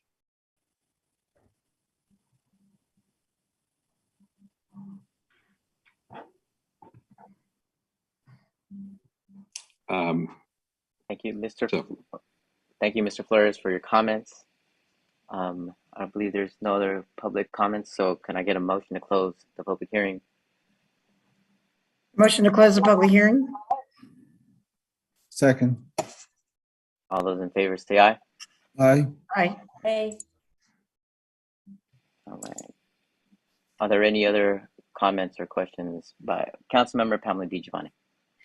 Yes, thank you, Mayor. You have a quick, we can't, reply to the public comments, but just to go back over, how our emergency and how we charge in general, or how it would either the directors or the presenter like to address that about anything, like how we do that in emergencies in general. Yes, I'd be happy to comment on that, Councilmember DiGiovanni. In general, when we have a emergency situation that impacts the safety of the general public, our goal is to address that as quickly as possible. We happen to have a contractor on site. And it was the most efficient manner and the quickest way to have that addressed as quickly as possible. If you may have noticed, typically when contractors come on site, they also have a mobilization charge and a demobilization charge. In this particular case, those charges weren't there because the contractor was already on site doing work in the city. And so, again, in their emergency situations, contractors typically do charge more because they have to drop everything and do the work. But in this particular case, they submitted actual timesheets, material cost for us to review and approve. And those were the charges that was applied to this. Yeah, because I wasn't questioning you guys so much about that. I just want to know, how's the process go? Because I cannot address the public comment, but I wanted to ask for clarification. But thank you, Mr. Chu, Director Chu, appreciate it. Thank you, Mr. Mayor. Councilmember Glenn Sylvester. Thank you, Mayor. Follow-up question to staff. Do we have a list of all property owners on file who own properties here in Daly City? Yeah, so typically in terms of property owners, the city staff would have to research county records to find the owner of record. In this particular situation, once we found out that the sewer lateral belonged to this particular address, our first response would be to knock on the door, ring the doorbell, and notify the occupants of the situation. In this particular case, the owner was not living at that particular property. I think those were tenants there. The tenants were notified in regards to the specific situation and the emergency nature of that. But in terms of looking for the owner of record, we would have to research that through the county records. Okay, so thank you for that information. So you have documented the fact that someone knocked on the door and the time they knocked on the door to notify the tenants? I believe, Alex, you personally, if I'm not mistaken, Alex, you can comment on that in terms of whether it was you or someone else. That was correct. I did knock on the door and contacted the tenants. I don't recall the exact time. However, I do know it was on the day of the incident. Okay, well, I'm having a little problem here because if this was spotted, say, for instance, at 10:30 in the morning, I guess it would take some time after the contractor notifies you that you have to drive out there or a representative from the city and knock on the door and then give the okay. And from what I heard earlier, work commenced within an hour or so. I mean, do we have all this documented? Councilmember Sylvester, yeah, in terms of the situation, the timing, one of the major concerns, as with any type of situation like this, is getting into the evening hours, going beyond overtime, having to bring on additional lighting. So yes, as Alex mentioned, once it was notified, staff went out there to take a look at the situation. The tenants were notified and the direction was given to the contractor to do the repair based on the emergency nature of the situation and the safety concern. All right, well, I'm trying to place myself in the owner's shoes in the sense to afford a reasonable amount of time. 30 minutes could not, may be considered reasonable, but I'm not getting an answer here as to what the time frame difference between notifying the tenant, commencing the work, and I'm trying to determine if it became the tenant's responsibility to notify the owner. If the tenant notified the owner, but he or she waited 4 or 5 hours to do so, then it's not a fault of the city. However, if the tenant, and you probably cannot get that information from the tenant how soon after you notified the owner, but the question is, did we at least allow the owner a reasonable amount of time before commencing work? I'm hoping that someone did not arrive on the scene, say, begin the work, start the work now, I'll go notify the tenant. Councilmember Sylvester, again, due to the emergency nature of the situation, staff did not have the ability to make sure that this property owner had the ability or had the option to make the repair because of the emergency nature of the situation. The property owner is correct in the sense that he probably didn't have sufficient opportunity to make the repair. In this particular case, due to the emergency nature of the situation and the public safety, staff had to react, and per our municipal code, we have the authority to do so because of the emergency nature. If it was a situation where it wasn't an emergency and could wait, that's a different story. But in this case, this was considered an immediate health and safety issue. Thank you very much. I have no further questions. I did want to add, Councilmember Glenn Sylvester, that the work started at 12 p.m. and ended around 8:30 p.m. The sink pothole was the goal, the intent of the work. However, what ended up happening was around between 8 to 12 p.m. That's 8 a.m. to 12 p.m. That's when the contractor discovered that the pothole was a sinkhole. But then the work actually started at 12 p.m. Thank you. Are there any more comments or questions from my colleagues? All right. I guess, can I get a motion to adopt the resolution by roll call vote?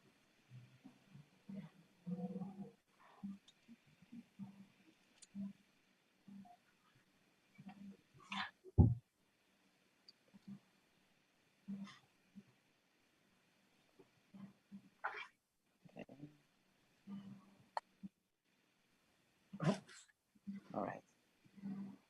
So Rose, if there's no motion, how do we proceed from here? You need to have a motion and a second to proceed forward with the vote. Okay. So this item fail, or? The item would fail because we don't have a vote on it. Gotcha. All right. So because there is no motion and there is no second, this motion fails. Okay. All right. Thank you, Mayor. Thank you, City Council members. Thank you, Mr. Nguyen. Thank you, Mr. Chu, for your presentation. Okay. You're welcome. Okay. Off to item number 14, public hearing, proposed ordinance amending Title 15 and adding Chapter 15.80 of the City of Daly City Municipal Code by establishing an expedited permit process for electric vehicle charging stations as required by Government Code Section 65850.7. So, Mr. Sagala, go ahead, and your time to shine. Thank you. Good evening, Mayor Dr. Rod and fellow council members. Tonight, I bring to you an ordinance to provide an expedited and streamlined permit process for the approval of electric charging vehicle stations and supporting equipment. This is in an effort to further the availability of charging infrastructure to help drive the deployment of electric vehicles. This ordinance will amend Title 15 of our Daly City Municipal Code and add Chapter 15.80 titled Electric Vehicle Charging Stations. In conjunction with this ordinance, I have created an electric vehicle charging station checklist that will help expedite the approval process. We have published the checklist on our Daly City webpage. Along with that, This ordinance will allow for electronic submittals with electronic signatures. Finally, this ordinance will satisfy the requirements set forth by Assembly Bill 1236, which requires cities and counties to develop a streamlined permit process and submittal checklist for electric charging vehicle stations. I hope that this will help promote and encourage the use of electric vehicles and charging stations. This concludes my presentation. Thank you, Mr. Segala. I'd like to open it up to my colleagues. Councilmember Glenn Sylvester. Thank you, Mayor. Thank you for the update and the report. Can you advise as to how long does it take to get a permit at today? 3 weeks. 3 weeks, got it. For the first round comments, I apologize for interrupting you. Oh, no, that's good. 3 weeks. Okay, and does this pertain to the public? I see in the documentation it says 1 to 25 stalls. So does this pertain to public entities or the public in general?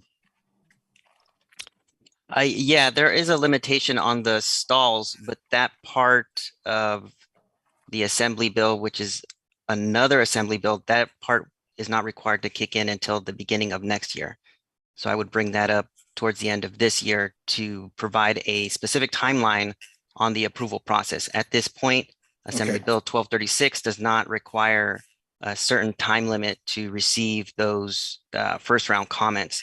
So it just aligns with the rest of the building permits we have, which is 3 weeks for the first cycle of comments.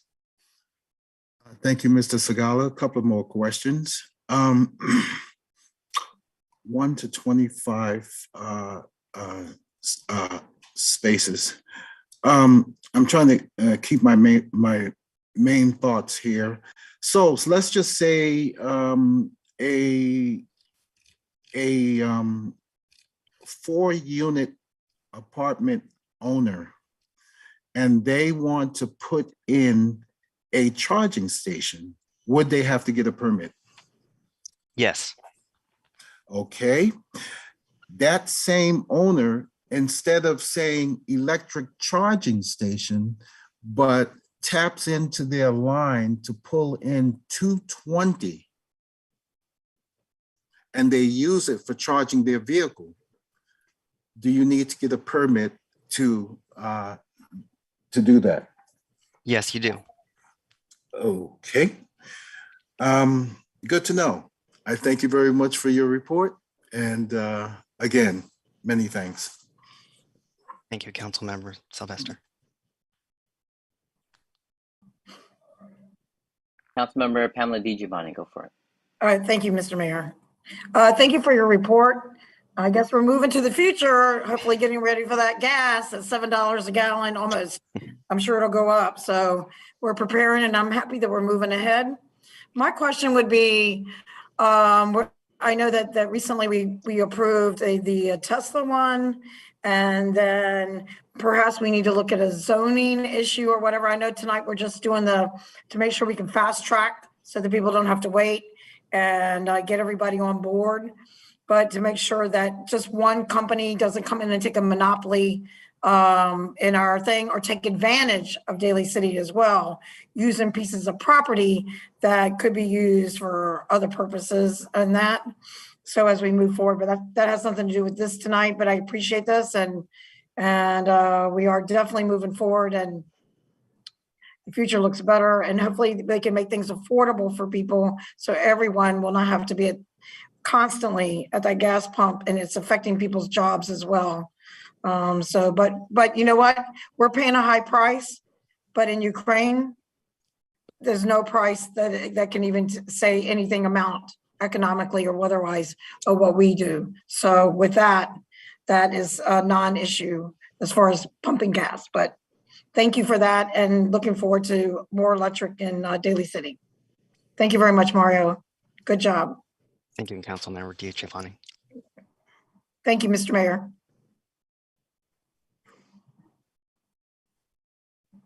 I'd like to motion to open a public hearing. Motion to open public hearing. Mr. Mayor, we do Oh, have yeah. a hand up by another colleague. Oh, sorry about that. Thank you for that, Councilmember Clinton Sylvester. Councilmember Jesselyn Manalo. Thank you, Mr. Mayor. I want to say a comment. I think it's I want to thank staff for being ensuring that we're on top of this, and especially since the state is also has alignment of values in regards to ensuring that we get more opportunities to get electric vehicles out there in our communities. And so I just want to say thank you to the staff for keeping a prize on this. I think that, I mean, we've seen how important it is to move in this direction.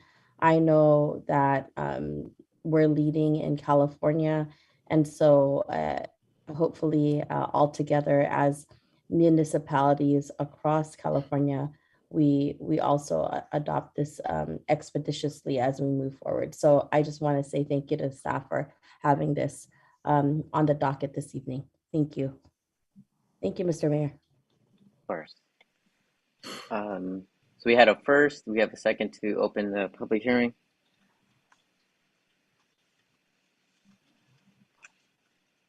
Aye. Okay. all those in favor say aye. Aye. Aye. Aye. Okay. Any public comments on this issue? We have no members in the audience. Okay. Motion to close. We got a motion. Second. Can we get a second? Yeah. Okay. Can I get a motion for the city attorney to read by title only? Motion to read by title only by the city attorney.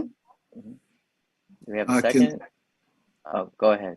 We need to take a vote on the motion to close. Oh, God. Yeah. You're right there. Okay. All those in favor say aye. Aye.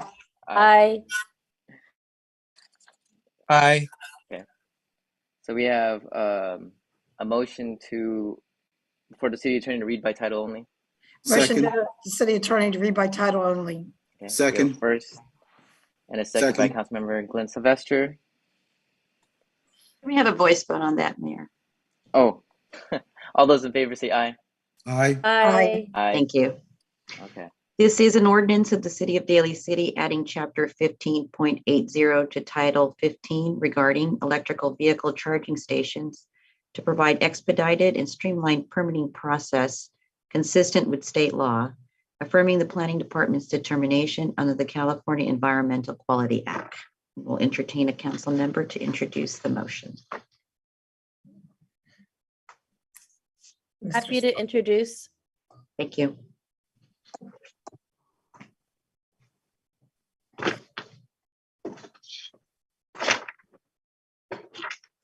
Item 15, status update on community wellness and crisis response team for the City of Daly City Police Department. Officer Musman. Hi, can you hear me? Let me get our folks up, and I believe Leilani is going to put our presentation up. But first, I think our chief wanted to speak. Yeah, good evening, Council. Mayor Dos McBall, Vice Mayor Buenaventura, and council members. This evening, Police Department staff will be sharing a short presentation on the status of our Community Wellness and Crisis Response Team program.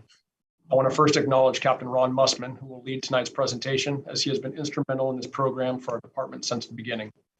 This program has been well received by our organization and from those in the community that have been fortunate to have the support of Kathy, our clinician.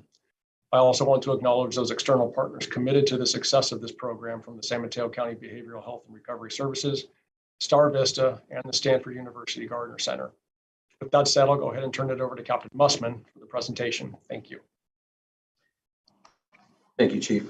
First, I just want to say thank you, Dr. Mayor and council members, for the opportunity to present this. We're pretty excited about our program and excited about updating you folks on it. First, just that are with me on the presentation, and they're going to have a little piece at some point.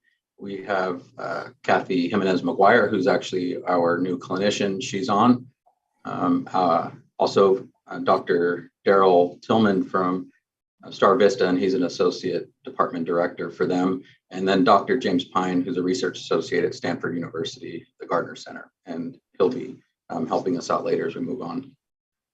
So this is just a quick update, and just as a reminder, this is a pilot program. We just hired our clinician about October of 21, so it'll be about 2 years from then that we will be evaluating moving forward. But again, this is our community wellness and crisis response team, and I'll be going. Actually, go to the next slide for me, please.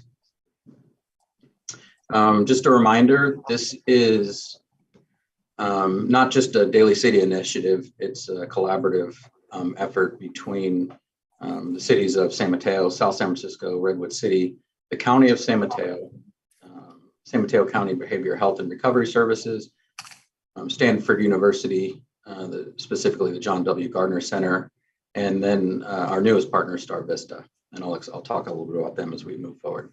Next slide, please. This is just an overview of the presentation, what we're going to talk about. A little reminder of our response model. We'll go into Star Vista a little bit. I'll introduce our clinician, and then we're going to hear from our clinician a little bit about her perspective. And then we'll hear from the actual Star Vista and Stanford University about some of the work they're doing for us. Next slide, please. You may remember in our first presentation, we talked about our response model, which is a co-response model, which is a police officer and a clinician responding basically at the same time to deal with issues of mental health issues. And what that looks like in reality is, so a call could come in on 911, or it could come in on another phone call, or really kind of any non-emergency line to our communication center. The communications dispatcher will go through the call, and while they're going through their normal protocol of asking questions and trying to identify what the issue is, they will listen to what's going on. And if they identify there's a mental health component to the call, they'll dispatch not only a police officer, but a clinician along with them to help solve that issue as they go out. So that's kind of the main way of getting out there. We're getting our clinician in the field. Another thing that happens is often the communications dispatcher might not recognize that there's a mental health component for various reasons. There could be a third party caller or what have you. So an officer can get out on scene. They can, when they start assessing the situation, they quickly recognize that there might be a mental health component, and then they would call for our clinician to come over. So that's another common way. There are other ways, but those are the two main ways that our clinician kind of gets out in the field and into action. And ideally what happens is when they're out there, they collaborate together and figure out what's going on. And the clinician, the goal is really for the clinician to kind of step in, take over, and kind of get the call to a better resolution than we might not have gotten to with just a police officer. Next slide, please. So a little bit about Star Vista, and just to back up a little bit, if you may remember that our first partner was going to be BHRS from a county, and they were going to be the folks that were going to be hiring the clinicians. And for reasons that just were out of our control, that we weren't able to make that happen. But we were lucky enough to land Star Vista. And I'll tell you that Star Vista has been nothing more or nothing less than a fantastic partner. They're really awesome to work with and have done a fantastic job. And if you're not familiar with Star Vista, I won't get into too many details, as Dr. Tillman's here and he can answer questions later about their agency, but essentially they're a nonprofit organization that provides social services, mainly in San Mateo, but also outside of San Mateo County. So the next line, which is recruitment and hiring, I just thought it was important to point out to everybody that when we started talking about hiring clinicians and getting folks out here, we were super excited about it. And we thought, honestly, kind of naively, that it was going to be easy. And it turns out that it was quite a bear to hire folks. And I think some of the things just important to point out that went into that. One is, not only are we looking for certified clinicians, certified people that have the experience and the training and the education to do the job, but kind of a clear distinction is also somebody who's willing to deal with folks in crisis, and that is something that needs to be kind of identified. There's a difference between folks who are trained and educated clinicians that work in a sterile environment, and then there's folks who deal with people in crisis. And we needed to find people that are willing to deal with folks in crisis, and that is a different next level kind of special kind of person. And I think it's important to point that out. And then just take it a step further. And there's folks that deal with people in crisis, but might deal with them in more of a sterile or controlled setting, like in a hospital or in a facility. But the folks we had to find needed to not only want to deal with folks in crisis, but had to deal with folks in an environment that's not secure and out on the street or in the field or in a house somewhere. So that's just another layer of kind of expertise or specialty that we needed to find. And they're honestly, they're just not growing on trees out there. So it was really, really difficult to find the folks. So we were lucky to get that done. And I will say with the greatest gratitude to Star Vista and getting that done. It was an amazing accomplishment and they did a great job. Next, this is real quick. I'll just talk about training for the clinician. I just think it's important to add that not only they come with education already, but they got about a month of training at San Mateo County at BHRS and with Star Vista, not just on procedures in San Mateo County, but several other topics that help them out and help prepare them for the job that we expect them to do. That include EDI training or ethnicity, diversity, and inclusion training. And these trainings it's just not one time, it's ongoing as they go through their careers. So I think that was important to add. Next slide, please. This is our clinician. I'm happy to have her. She's a fantastic addition as well. It's Kathy Jimenez McGuire. She started with us late November, but actually, like I was saying, started in October with Star Vista and got some training before she got here. She's a licensed clinical social worker, and she comes to us with more than 2 decades actually of experience in dealing with folks in crisis and dealing with folks in crisis in the field. And in fact, her last 6 years, she worked at Fresno Police Department and a very similar, if not the same type of model response system that we have here. So she came to us with a great deal of experience and actually kind of taught us what to do. So we're very appreciative of that. As I said earlier, she's a Star Vista employee, which really means that she gets her paycheck from Star Vista and she has a supervisor at Star Vista, but she actually reports to work in Daly City. She has an office here in Daly City, and she actually has an unmarked vehicle that she responds to calls here in Daly City. And just if anyone wanted to know, her schedule is Tuesday to Friday from 9 a.m. to 7 p.m. Next slide, please. Actually, right here, I'm just going to go into, I'm going to pass it over to Kathy, and she's just going to pass on some information for you folks. Thank you, everyone. Good evening, everyone. I'm so honored to be here. So my first priority in this position is to be able to support our community, especially those who are in crisis, and being able to respond out in a car when the officers feel it is necessary and important. I am there to try to do my best to take care of our community member in the moment and trying to figure out the best safe disposition for that community member.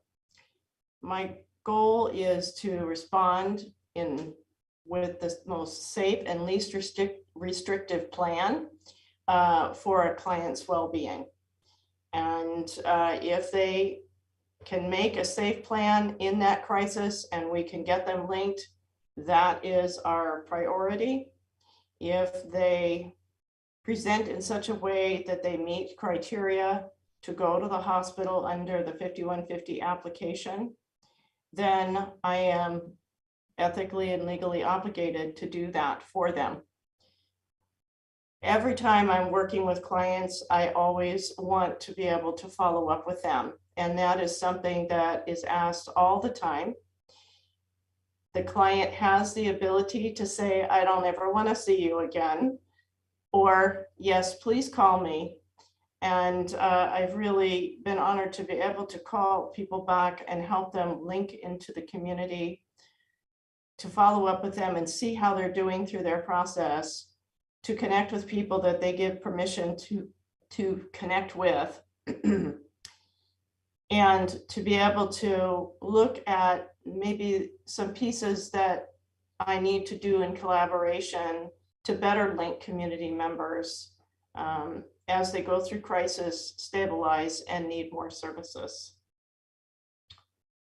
I've been able to work in collaboration with our field crisis clinician consultation meeting and our school-based mental health collaboratives.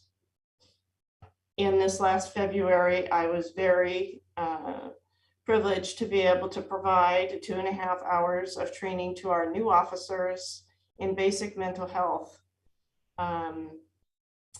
And I am reaching out now to the local agencies within Daly City to best understand the services that they provide our community members and what kinds of things do we need to collaborate more about. I'm also attending with the officers to understand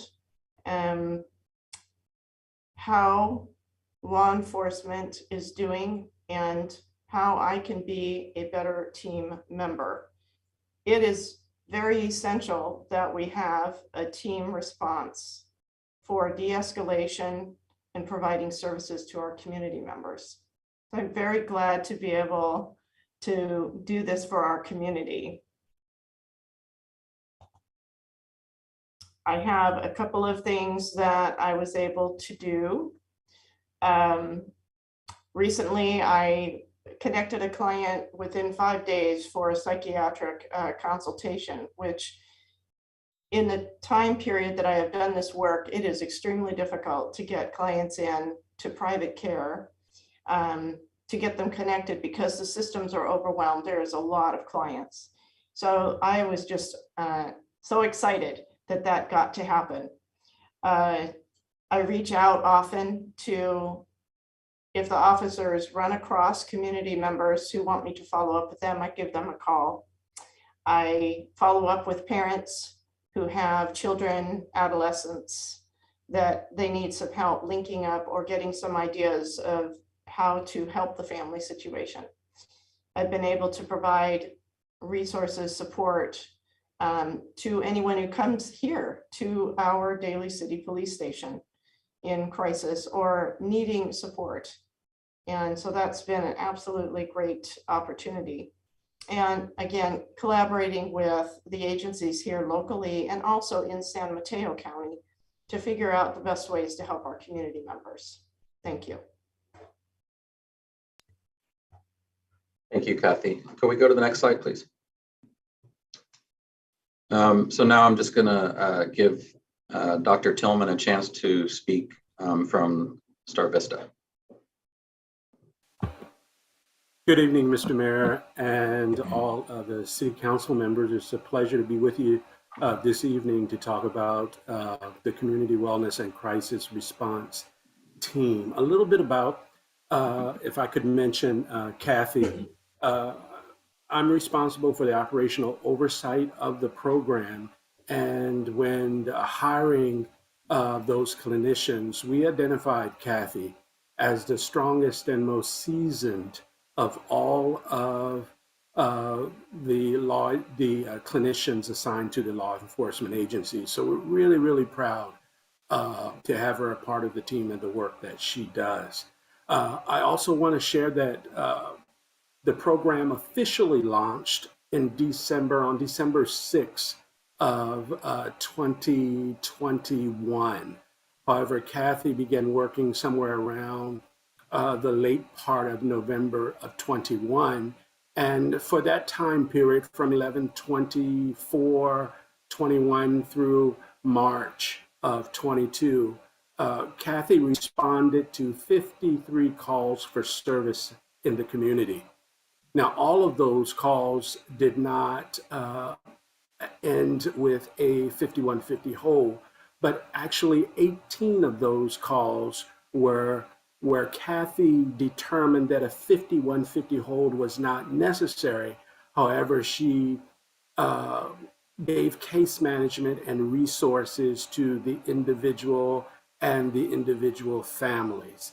And that's a large part of the service to the community, is not just the emergency response, but providing resources and additional services. And Kathy is, as she mentioned early, connecting and networking with resources throughout Daly City, San Mateo County, to be able to be available, have those resources and available to those that she interacts with in the community.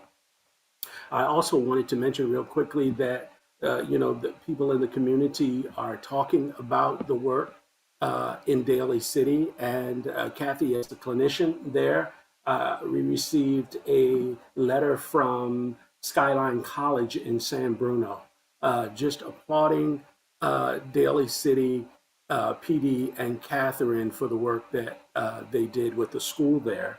And I'll just say this real quickly, a quote from Perry Chen, which is a counselor there at Skyline, who said, "I wish we had a person or a position at the San Bruno Police Department like you guys have there in Daly City.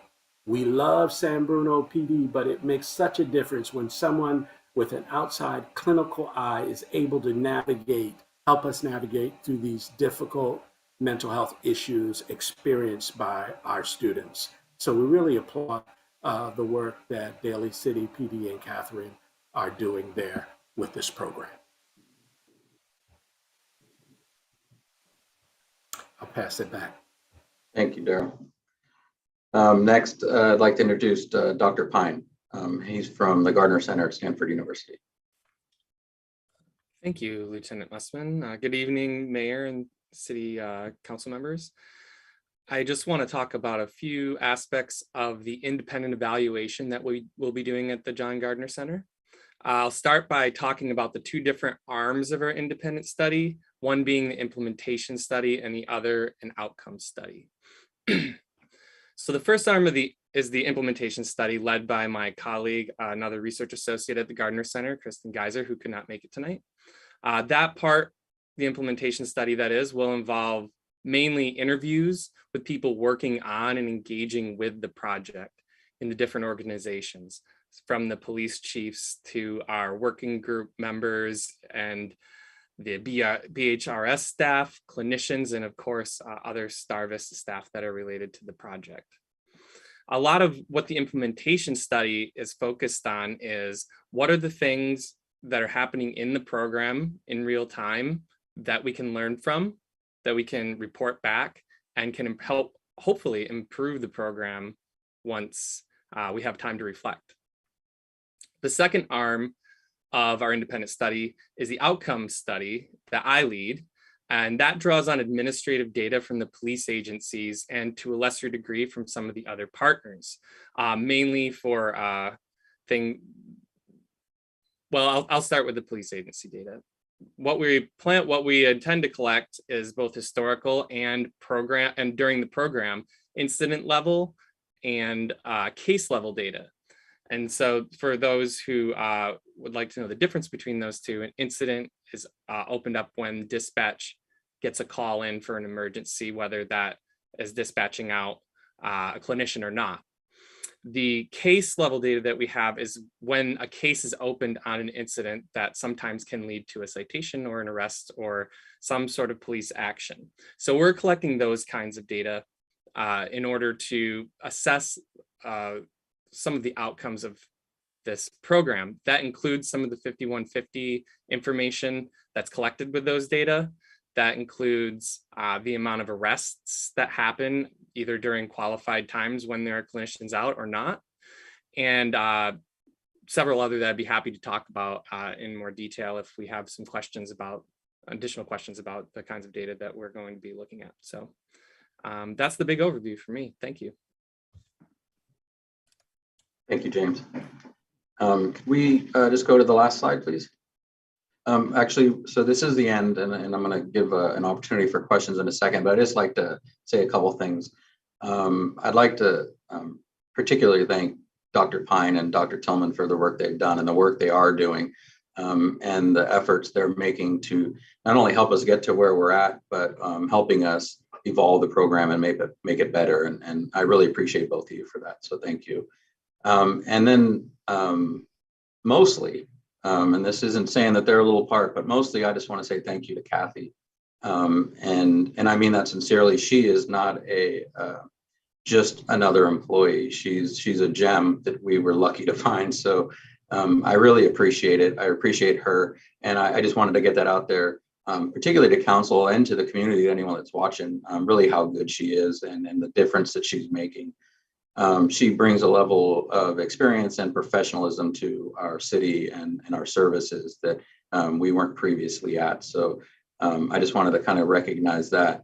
And then I just wanted to point out one last little thing that I think is important that might not have been mentioned so well. And she talked about it a little bit, but I think it's important to kind of emphasize one of the differences and that I've noticed a significant difference in service level.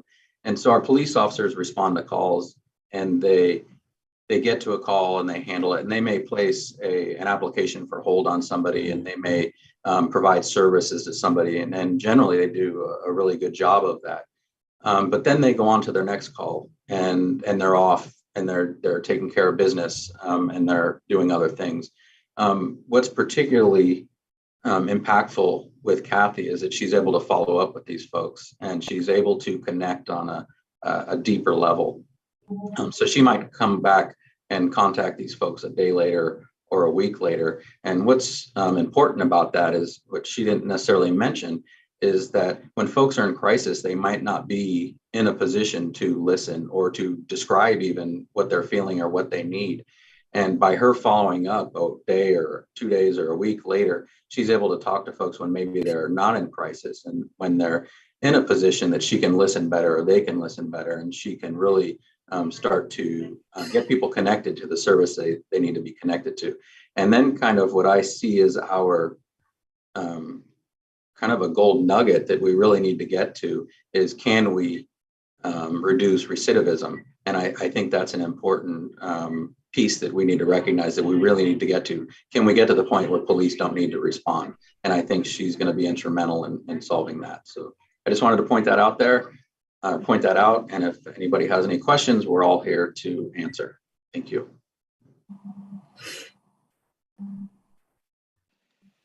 Thank you so much, Captain Musman. That was a very thorough and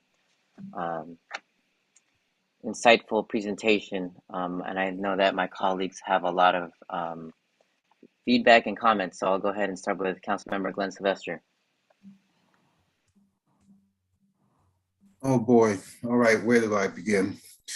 I had to echo what the mayor's comments were, and this was a very thorough presentation. And I'm going to start from the top. First of all, thank you, Chief, for also providing input in this matter as well. I'm going to be frank with everyone.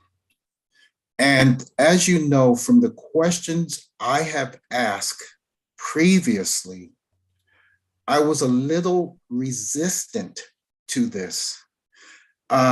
Resistant in a way, number one, I cared about the safety of any clinician coming in and going out on the street. That has been answered for me. You got two mechanisms. One, we depend on our dispatchers from San Mateo County to try to determine whether this might be a mental health crisis. The second resource is the first responding police officers on the scene. He or she can say, well, you know what? I think this might be a mental crisis. Let's get a hold of our clinician to come out on scene. You have the bases covered there. And again, safety was foremost and very important for me for the clinician. Now, coming from a previous experience of law enforcement, it's known that when you have an outsider come into your police department, you're very skeptical. But from what I've heard tonight, Ms. McGuire, that the police department, I'm going to let you know, they were skeptical at first, but based upon what they've learned about you and your previous training, and you're accepted with open arms. And based upon from what you've said, Ms. McGuire, if I was there in the police department, my arms would be open as well. It's open now. So thank you so much. Dr. Tillman, you made mention that you searched and you found the person that might do well in Daly City. I have to commend you because you made an outstanding decision. And it definitely shows. I am so, I mean, words cannot explain. Thank you for all the work that you've done and that you continue to do. And based upon the experiences and what's happening and the data, along with Dr. Pine in collecting the data and analyzing that data, I believe that this is going to grow. To Ms. McGuire, you've answered some of my questions. The first question was if you had the authority for 5150 holds. And yes, you do. And I think that takes some of the onus off of police officers because police officers receive training in how to determine a 5150, but you are a specialist. And again, it's a gold nugget to have you. I took a couple of notes while you were speaking, and you mentioned the term, instead of a mental crisis or a crisis happening, you said, in the moment. I was so impressed to hear a different way of putting that, and I love that. I like the idea that you work with school-based programs because our adolescents and schools, we hear so much that our students go through crisis as well. So the mere fact that you've reached out and to let them know that you are available, that's outstanding. And not only did you stop there, but you also reached out to community-based organizations, or you are reaching out to community-based organizations as well. Now, I am very, very familiar on case management. As Captain Mussman says, usually officers, when they arrive on the scene, they take the call, they go home, they go to another call, and every day it continues. But is there any follow-up? There's not enough time. And for you, Ms. McGuire, in your case management and looking at your hours, I'm saying, wow, there's not enough hours in the day for you to do all of this, and yet you are doing this. So I like to say kudos to everyone. This is going to grow. Welcome to Daly City. We welcome you, Ms. McGuire, and keep up the great work because you have my full support. And it will only get better. Thank you very much for what you do. Those are my comments. Thank you, Mr. Mayor. Thank you. Councilmember Pamela DiGiovanni. Thank you, Mr. Mayor. Yeah, I have to say that this presentation, we knew it was coming. We saw it on the agenda. I knew it was going to be heartwarming and moving and detailed, and knowing that Captain Mussman and our chief and everyone, and then Ms. McGuire shows up on the scene, and you mentioned always the team. And I see the gentleman who said that you were the outstanding one. I think he's still on here of all the ones they interviewed, and we got you.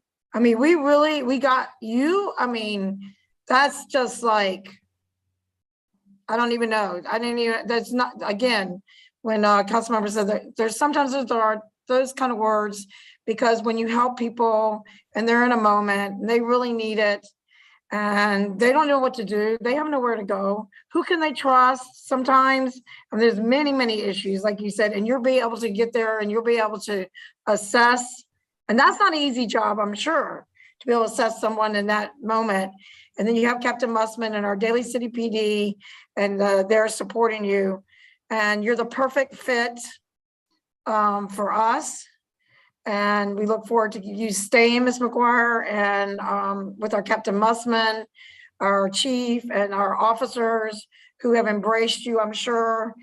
And you know that Daly City is a different culture that you have, and you've embraced all the diversity.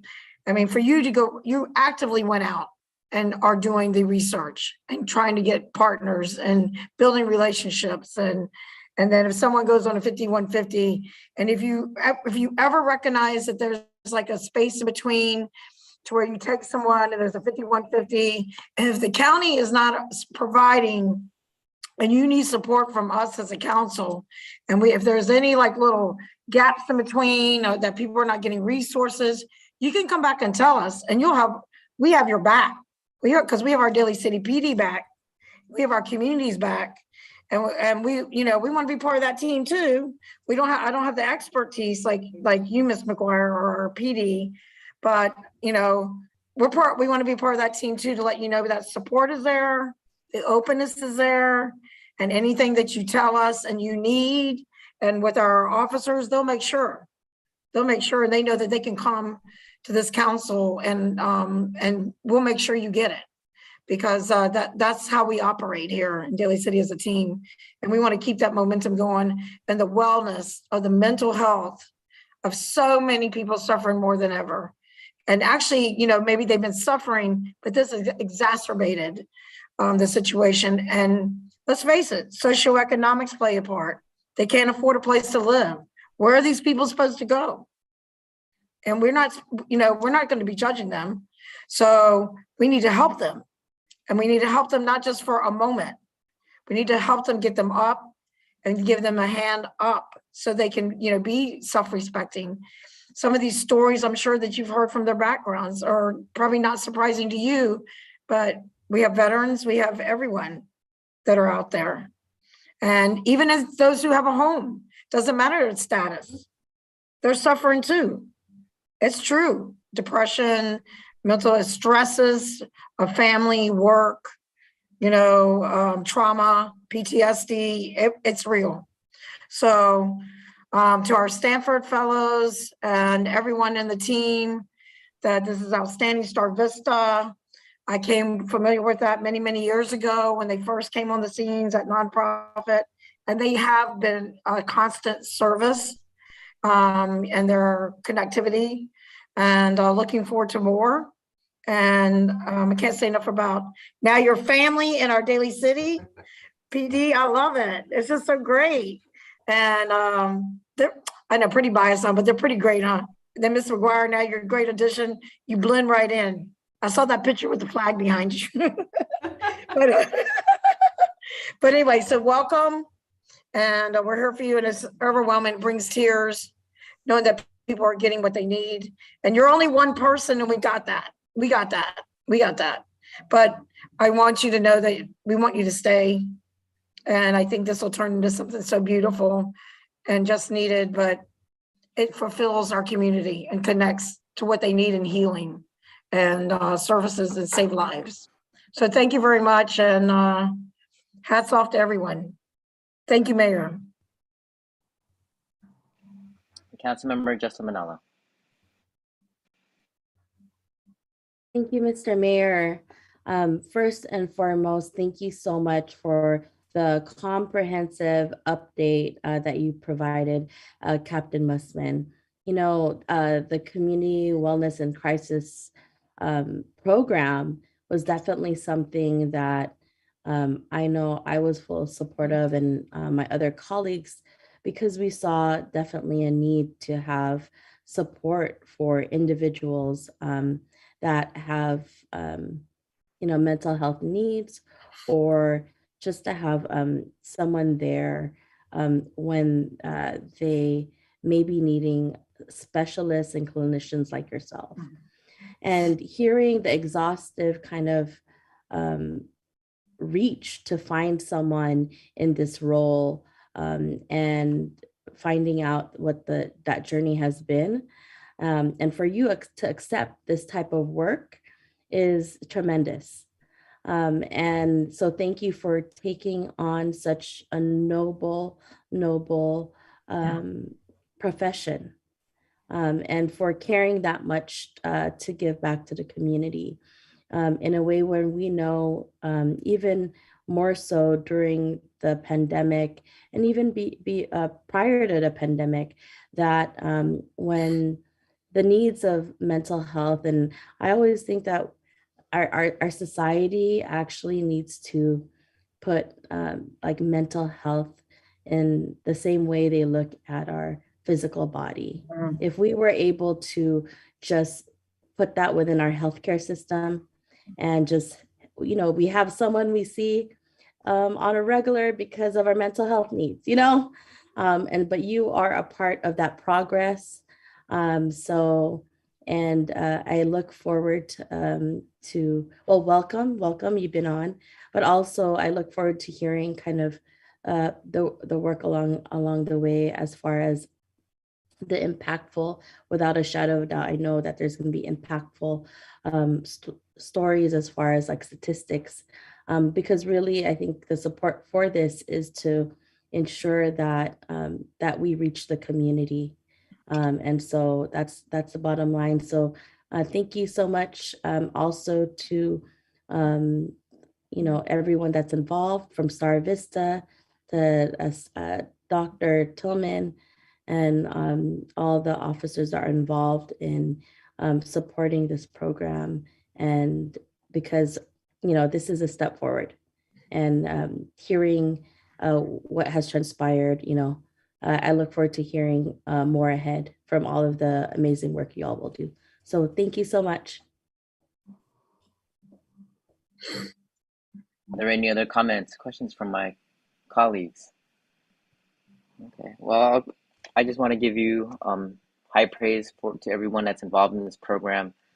I think when we're trying to rethink how we talk about public safety, echoing my colleague, Justin Manalo, we talk about mental health, and really talking and centering that, because I think, some of the things that we've learned from last year and the issues with police brutality and George Floyd, and what comes out of it. And I think that's, for me, is what are the lessons learned? What are the things that we need to do in terms of a society, as local government, as a means to address these type of situations? And I want to thank Kathy for the work that you all do,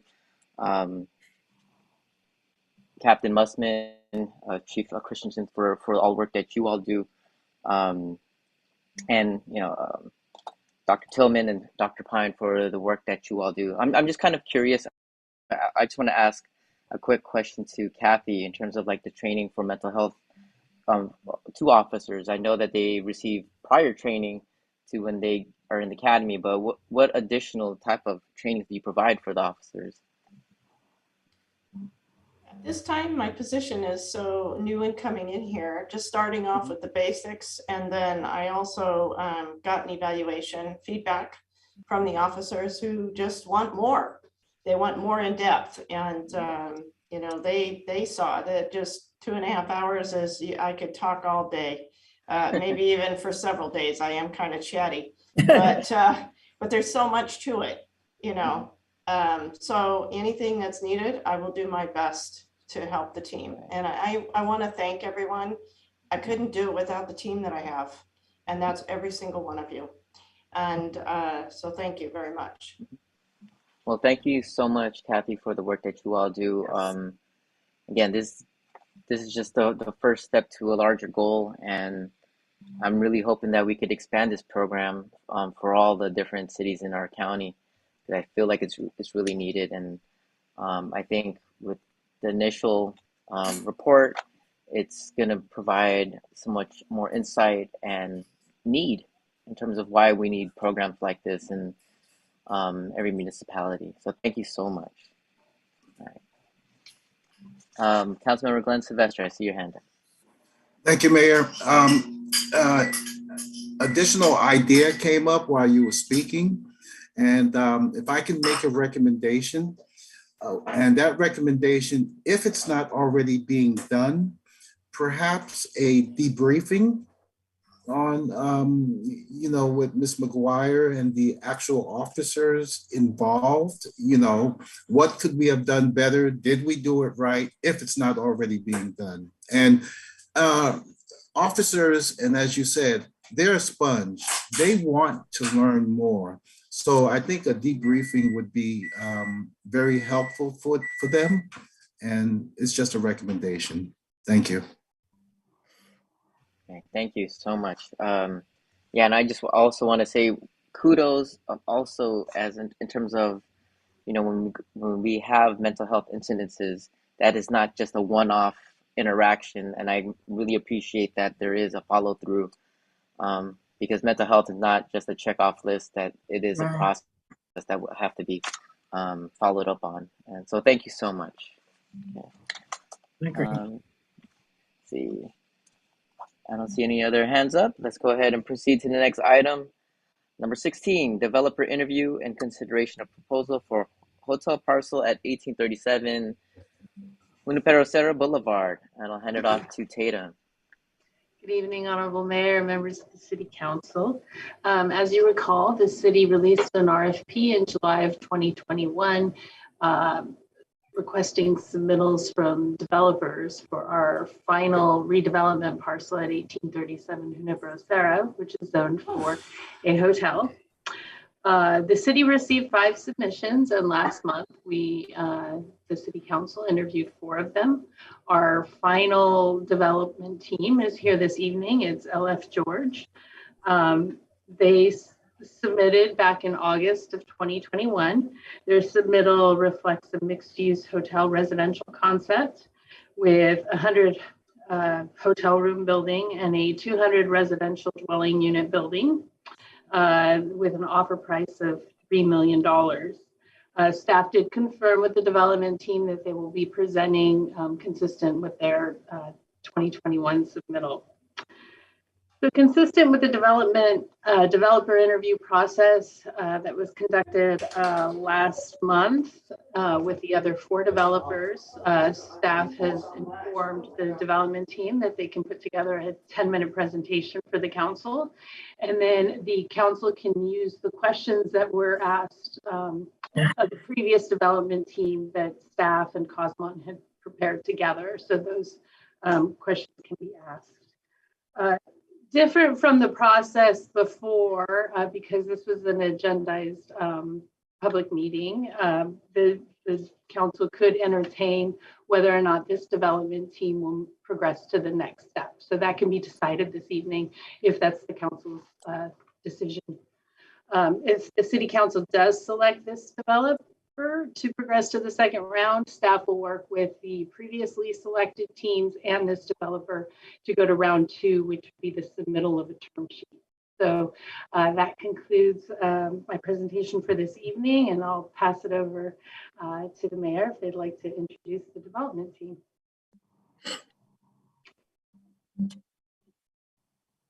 Yes, let's go ahead and do so. The presentation.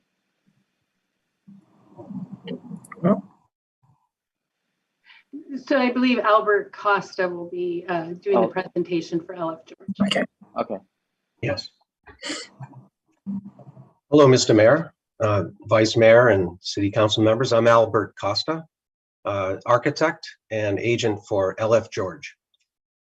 And yes, and thank you, Tatum, for that introduction. Yeah, this is in regards to the development property at on Junipero Serra Boulevard. And we had submitted a first round of a proposal back in September, and like mentioned, we were looking at a hotel, 4-story hotel and a 10-story residential development. But we actually have 2 options. We've kind of thought about this a little more after careful consideration. We've got two options to outline to you, and maybe I can hear some feedback. One of them is the first one that you just heard, including the hotel, and a 4-story hotel, 100 units, and the other, and alongside of it, a residential component, 200 units. That's project 1. And then project 2, which is new, is sort of a non-hotel option, to have a residential mixed-use project, residential and 300 units, and ground floor retail, community center, and some community amenities.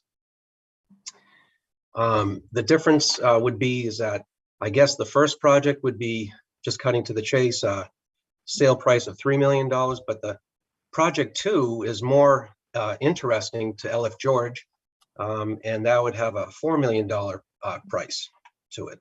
So that's sort of the overview, and I can get into the details. We were looking at what's best for this site,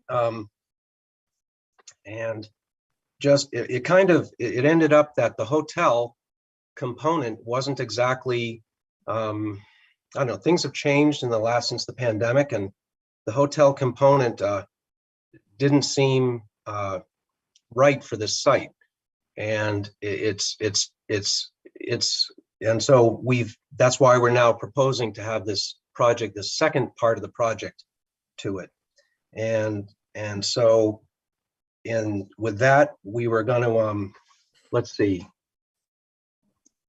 So yeah, again, the project 2 would be a 300 residential unit with ground floor commercial retail, and it would include a community center for events, and it would have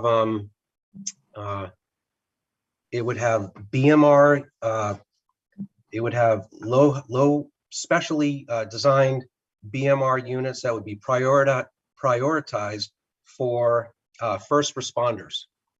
And we wanted to include policemen, firemen, and local teachers. And and that would probably be for both projects. So we would like to be, considered for the round 2, where we're trying to find the sweet spot of what would be good for this site, what's good for Daly City, what's good for the community. And so that's really where we want to start. And so I didn't have a fancy presentation with renderings because we've changed our minds. LF George has changed his mind regarding the basic hotel part of it. So that being said, I could share, have you all seen the project at all? Any pictures of it? No.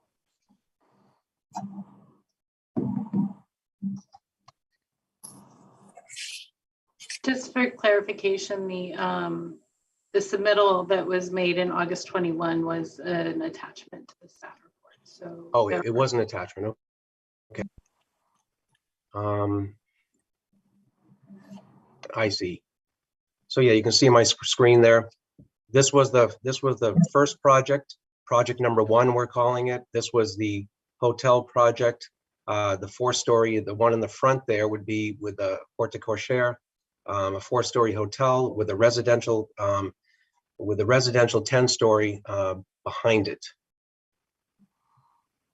And these also would have amenities similar that I was just talking about. The hotel would have a ballroom amenity and be able to hold events for the community. But again, this is what we were drifting away from, and so with that being said, either project would strive to have to be a benefit to the community and provide housing, which is there's a shortage of housing. So we were sort of thinking that would be concentrating on providing a housing component with amenities, with like a community center, and especially like after seeing today's earlier fitness court presentation, we would love to also try to get, a fitness court with a 7-minute health station inside there too. But that's basically what we wanted to present to you folks is a project 1 and a project 2, letting go of the hotel component. I didn't know how that would go over with you folks, but that's what we wanted to mention here. And we would love to hear your thoughts on that. So I'll open up to my council colleagues. Councilmember Justin Manalo. Thank you, Mr. Mayor, and thank you, Mr. Costa, for that presentation. I have a question here. Open and equitable hiring practices are of great importance to the city. Please describe your approach to recruiting and selecting contractors, consultants, and future tenants or employees if applicable. Please also describe your approach to the use of union labor for construction and/or operations. Yes, well, in general, we wanted to, the project, we would intend to hire 60% union labor during the rough construction and try to, at all times, hire locally if possible. So that's basically the answer to that. And consultants and two contractors and consultants. We would like to go all local as far as Daly City, as far as we can. Oh, sorry. So you said 60% labor. 60% union labor. And then local hire. You would hire locally. Local hire. Correct. Thank you. Councilmember Pamela DiGiovanni. Thank you, Mr. Mayor.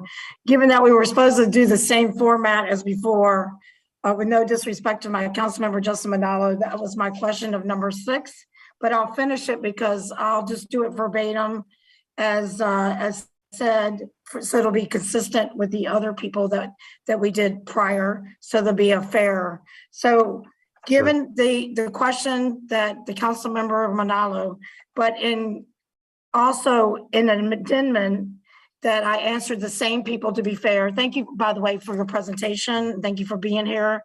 And thank you for, I believe Mr. Lamb is on here as well, for wanting to look at Daly City. So in addition to that, the same question to be consistent was when using subcontractors and contractors and the use of, what is your, for this project, would you use all labor, hire local, use state certified apprentices, and provide living wages to all the employees under a subcontractor and contractors? Would you make sure that that would be done? Yes. 100%, because I heard from council member, like she was saying, only 60% of labor. So this includes 100%? Well, no, union labor, but definitely everybody would be certified professionals and locally, chosen. So so you also know, you're familiar with that program that they have at the California State, obviously, for certified apprenticeship through the unions. Right, correct? right. Yes. Okay. So instead of 60%, now you're saying you would use 100% union? Oh, I'll have to get back to you on that. Okay, sure. That's okay, Mr. Costa. That's okay. I just want to be fair and answer the same things. No, Sure. No problem. But thank you very much. And thank you, Mr. Lamb, for wanting to be putting on the agenda. I really appreciate your time. Well, thank you for having us. And Oh, yeah. We apologize for being late and not being part of that original group. And we appreciate that you're here late on this evening to hear us out. Yeah, thank you very much. Appreciate it.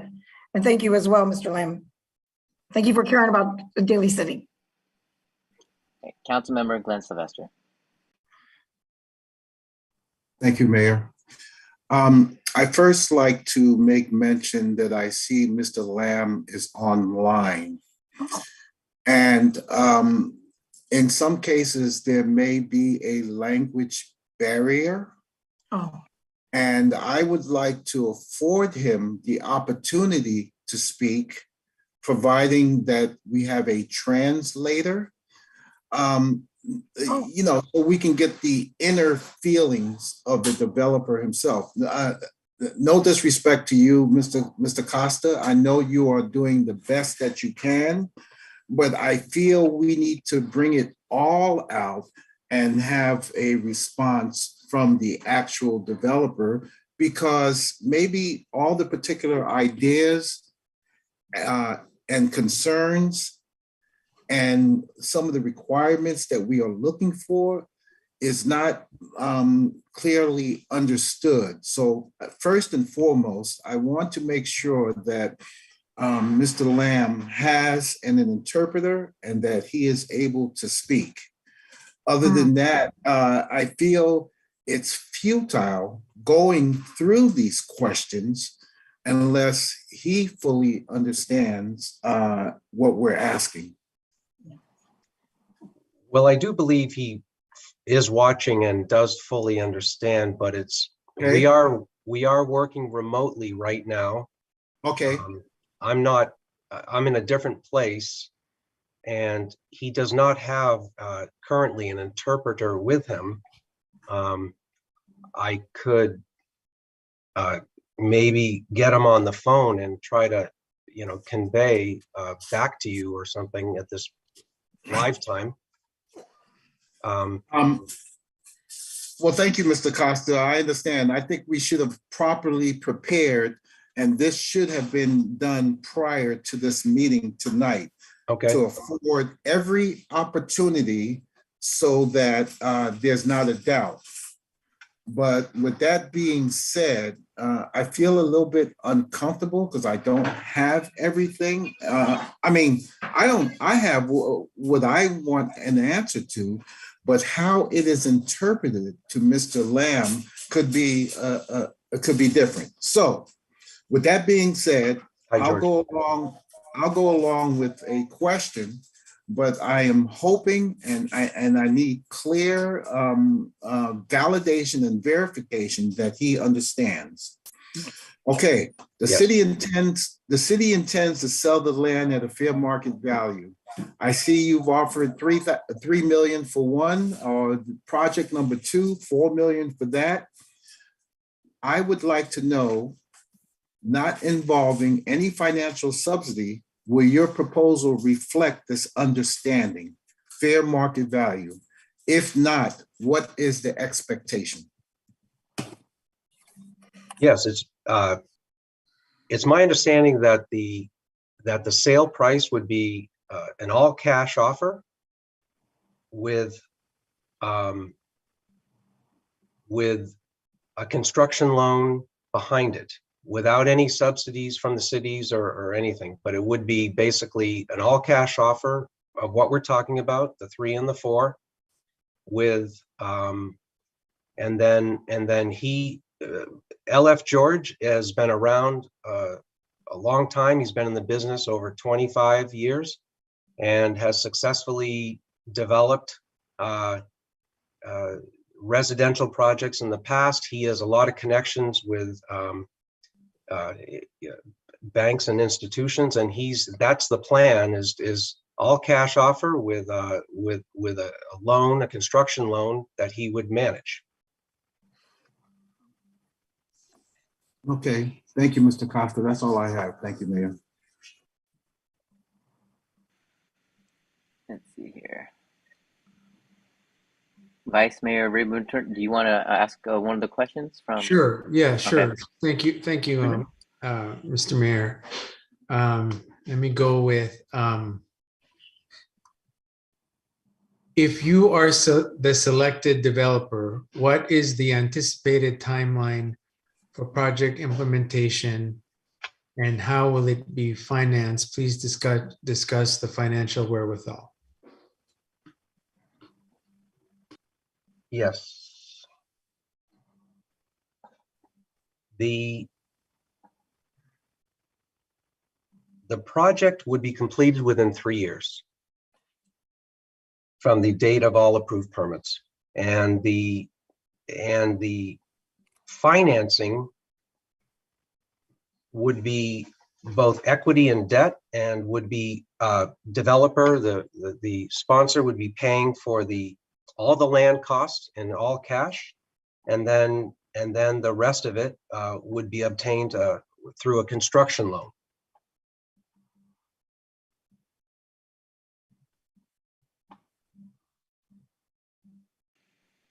Okay, thank you. I'll go ahead and ask you this question. Sure. The concepts outlined of each development site should produce benefits for both the proposed developer and the community.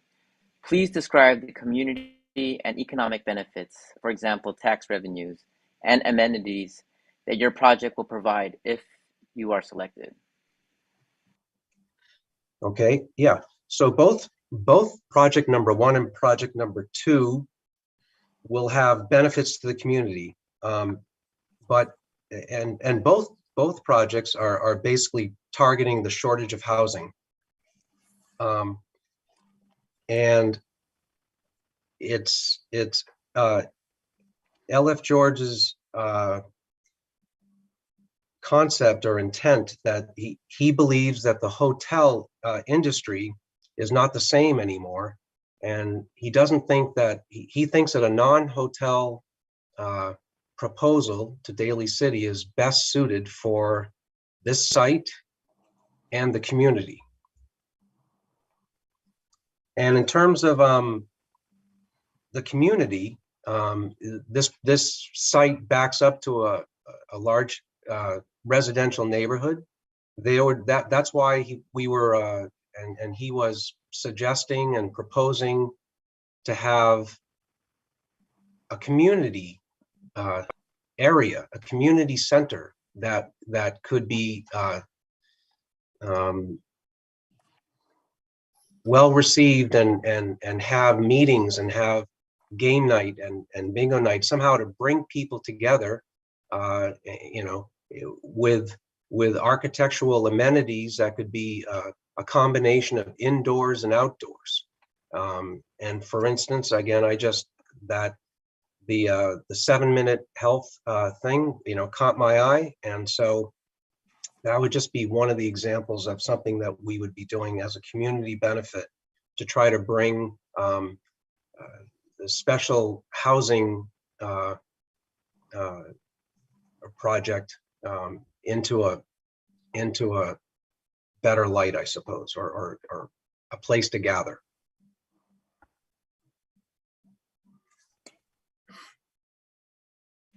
All right.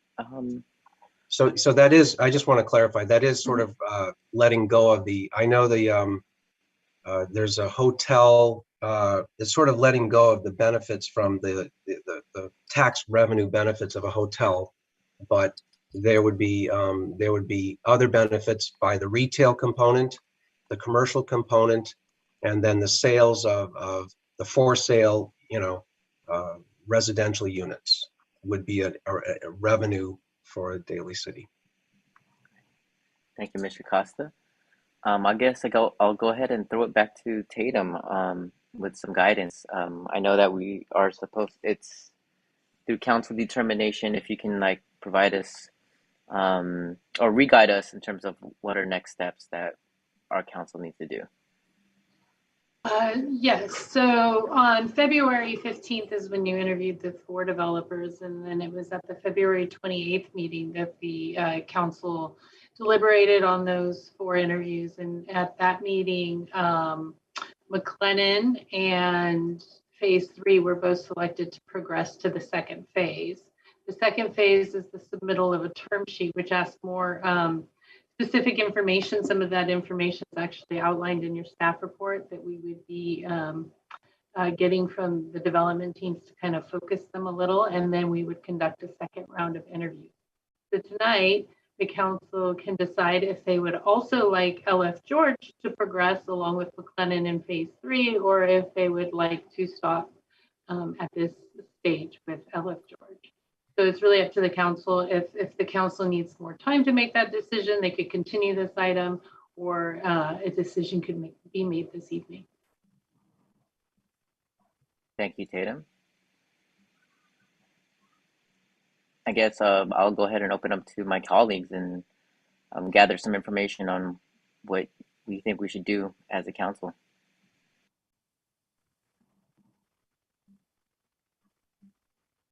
Councilmember Glenn Sylvester, go right ahead.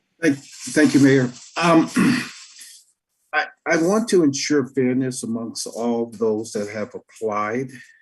And at this particular time, I've seen one rendition from Mr. Lamb. What I would like to do to see the additional project consisting of all residences. I'm hearing a number, 300. And I say, wow, that's quite a bit. And I think it would bode well for our city. What I didn't hear is whether these will be rentals or whether these will be that you buy them as cost of ownership to obtain one. I need to know the size of the units and will they have various price tags attached to them if they were purchased, and a rendition. Working with staff, I guess that will come within further terms as to whether it complies with parking, any possible density allocations. I would like to at least see the other rendition of the 100% residential units. Thank you. And we would like the opportunity to show that to you. And by the way, these would be for sale units for community ownerships, and the prices would vary. There would be different size units for different prices, and then there would be a certain percentage of below market rate units.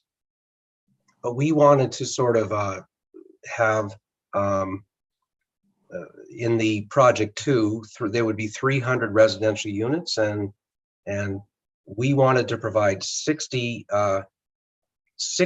units dedicated, 30 units for the city of Daly City employees, firemen, policemen, and local teachers, and then 30 of the units would be dedicated to low-income families, and then that would be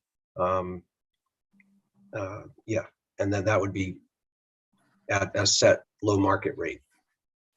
Thank you for that update. So if my math serves me correct, that's 20% set aside for what's the right term for it? For workforce housing, police, yes, fire, and first responders.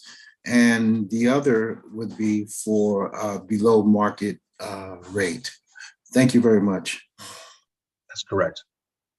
And we would enjoy the opportunity to move into the next round to show you what this project 2, the non-hotel project, which would need a rezoning, but we're confident that would hopefully go well with the planning department, and we would work that out with them.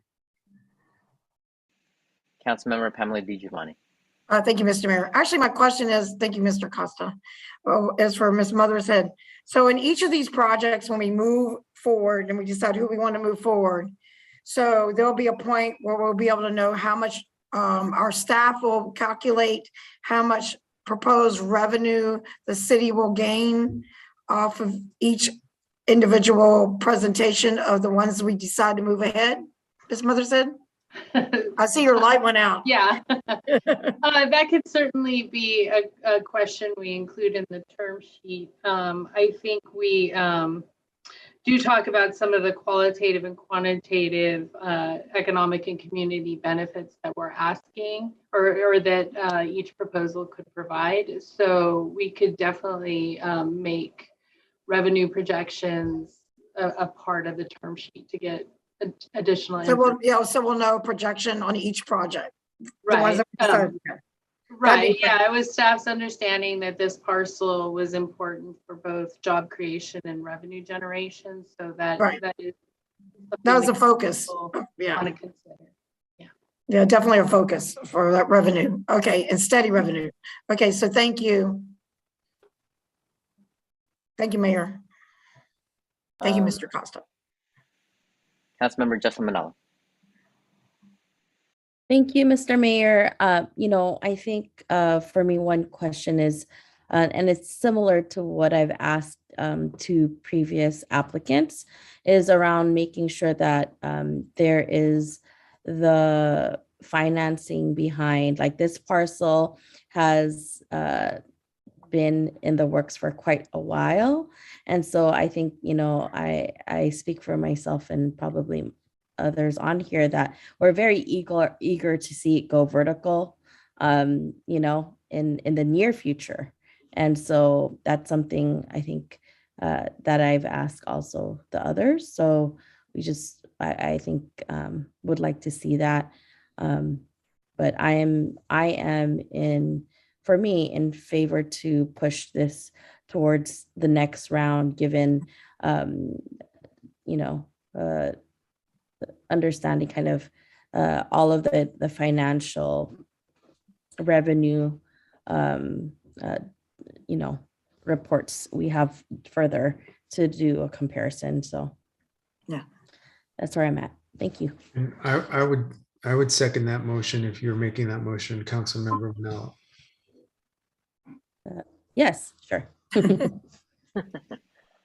right, Vice Mayor Ray Buenaventura, I know you just said that you would second that as well. So I guess majority, I included. I feel like yeah, let's get everybody with their final renditions and with all the financial reporting, and bring the 3 back for a future date.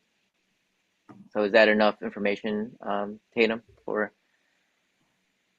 Yes, so what we will do is we've already informed the other developers that they were selected, but we will then send out information regarding a term sheet that they will have to submit with a deadline.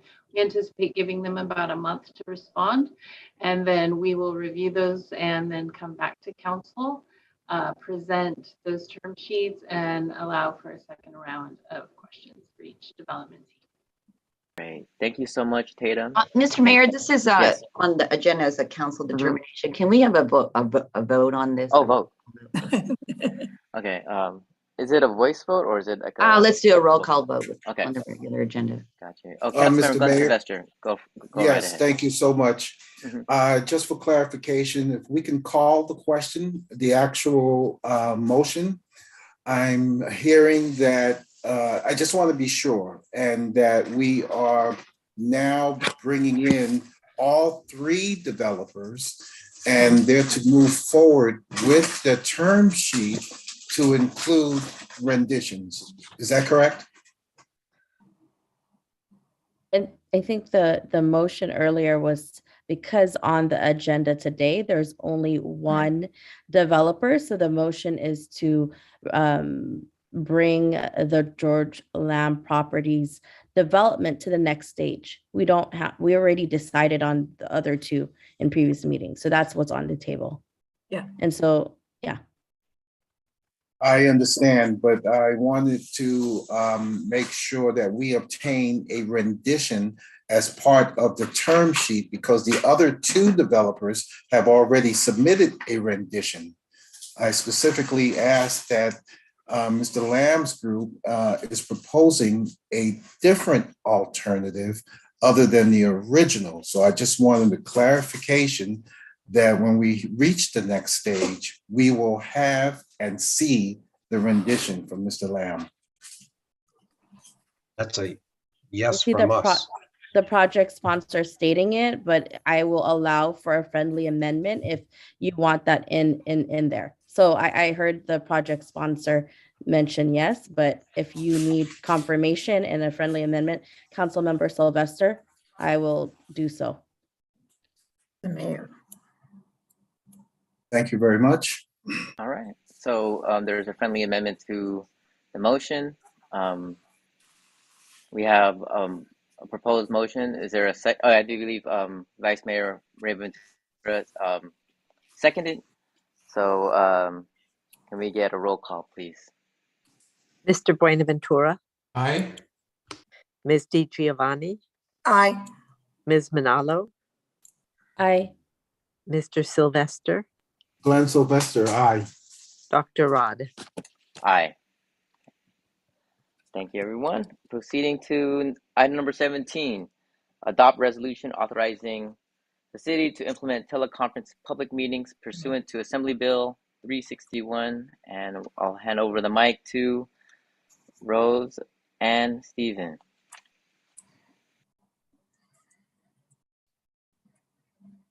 Okay, City Attorney, would you like to go first with the 30-day resolution, or I could get started on the conversation too?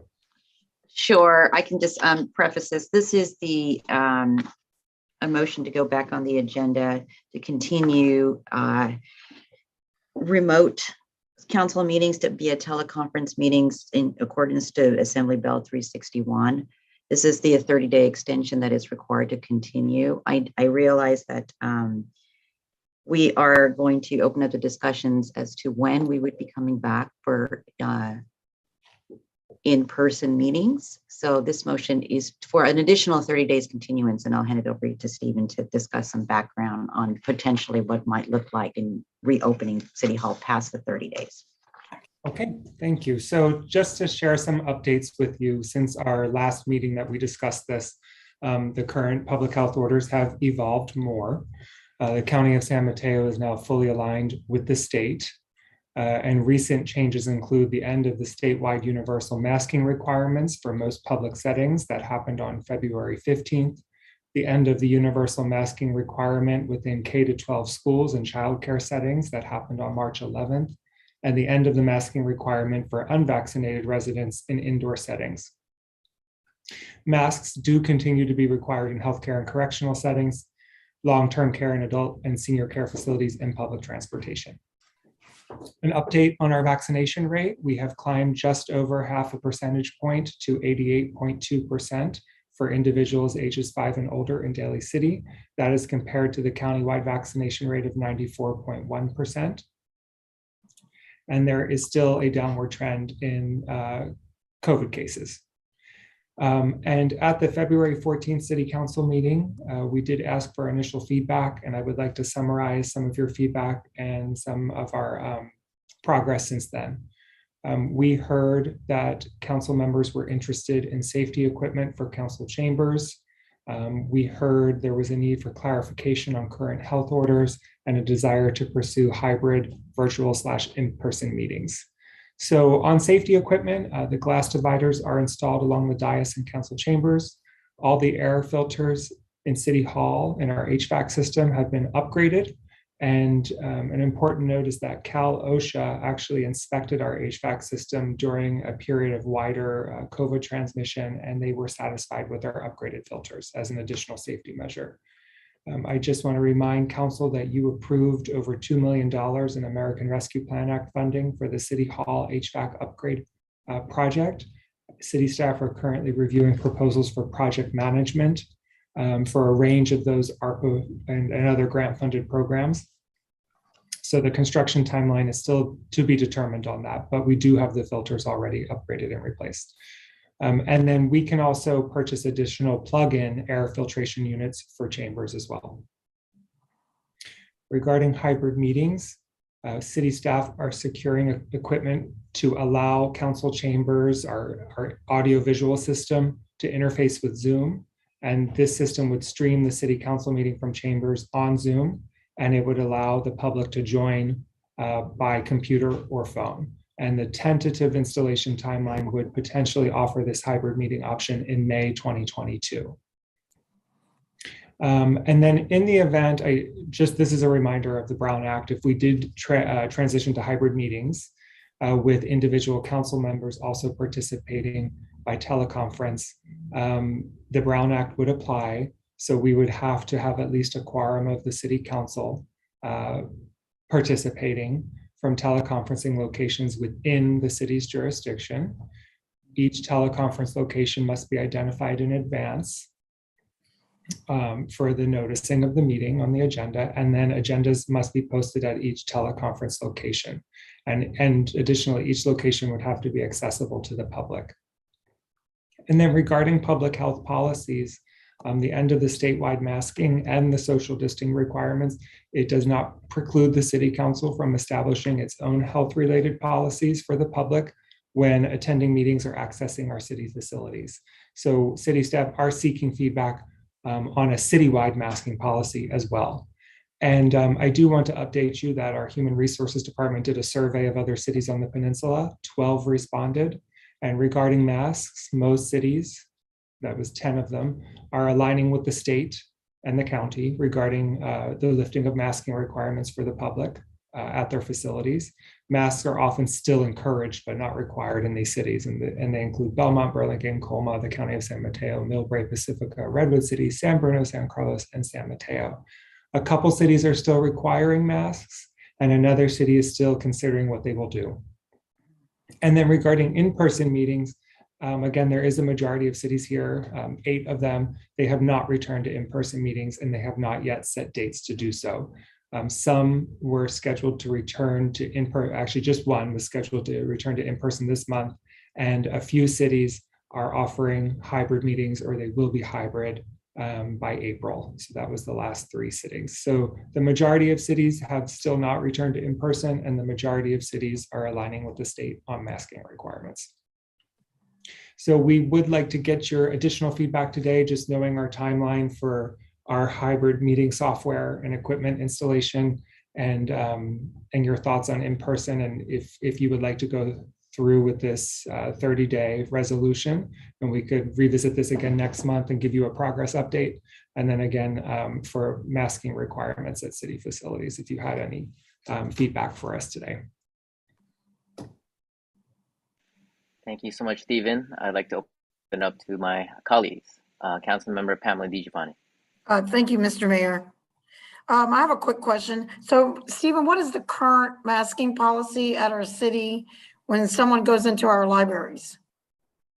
Masks are still required at this time, and we are currently in touch with the other libraries on the peninsula as well. Everyone's kind of talking it through.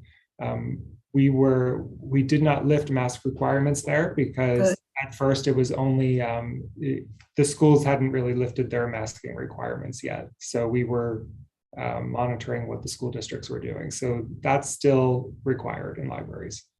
Oh, that's good. And then for me, I support, because I was reached out to by families and even some staff members that were concerned because the children that are 5 years old that go into the library, or 4 years old, who don't have the vaccines, as you know. So, I mean, I definitely support anywhere that for the people to feel comfortable, for the libraries as well. I would like to hear more feedback from my council, but they expressed concern. So, because they're interacting with families all day long and some really little ones. So they were concerned about the children. So, yeah, that's good. So I like to think that, I guess the city manager implemented most of that as well, didn't she? Thank you, Shauna, to make sure to protect the employees and the public. That's what I have for now. And then I'll listen to my colleagues about the hybrids. Thank you, Mr. Mayor, at this time. Sure. But I support that. Any other feedback from Councilmember Justin Manala? Thank you, Mr. Mayor. I think, given the staff's presentation this evening, I would love if we were to go in person to provide a hybrid opportunity for our community members. And so for me, I mean, I would like to see that in place prior to us, kind of moving into something. And then, I guess I would like to see everything kind of prepared, although I know there might be some tweaks along the way as we go into like the hybrid mode, but I feel more comfortable when we're all prepared and then we're going into hybrid mode. right? When we have all kind of the ducks in a row, but that's just me. You know, I'm flexible with the majority. Yeah.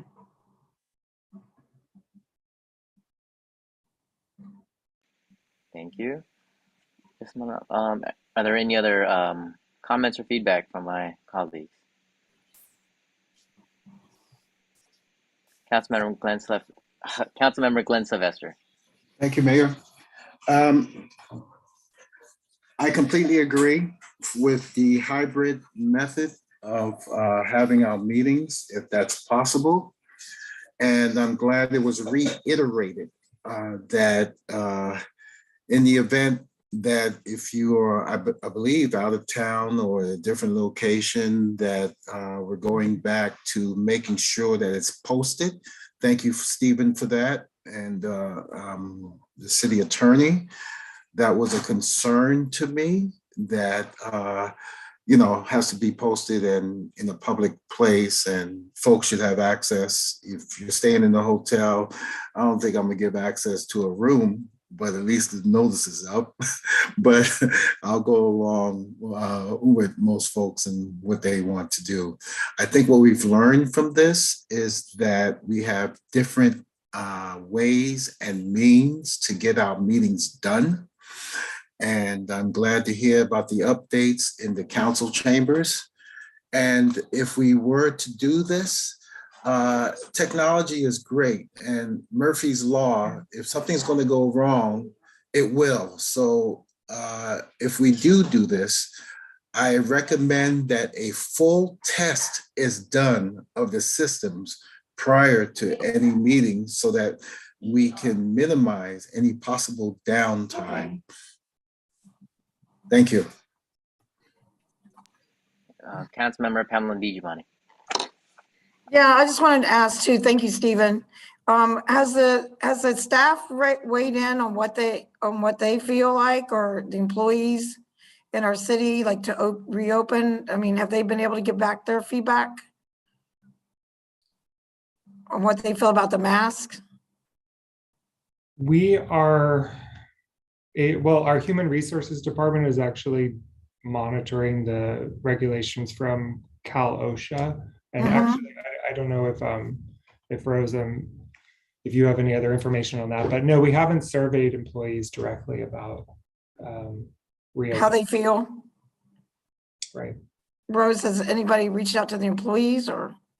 No, we have not. I think basically the consistency is we have been always following the health orders with respect to the county. And this is what the county follows, and the county follows the state, which is consistent with, it's consistent with the other counties. And that's the surveys we did. We did not reach out to the employees. I think we were following the protocol of the cities. Yeah.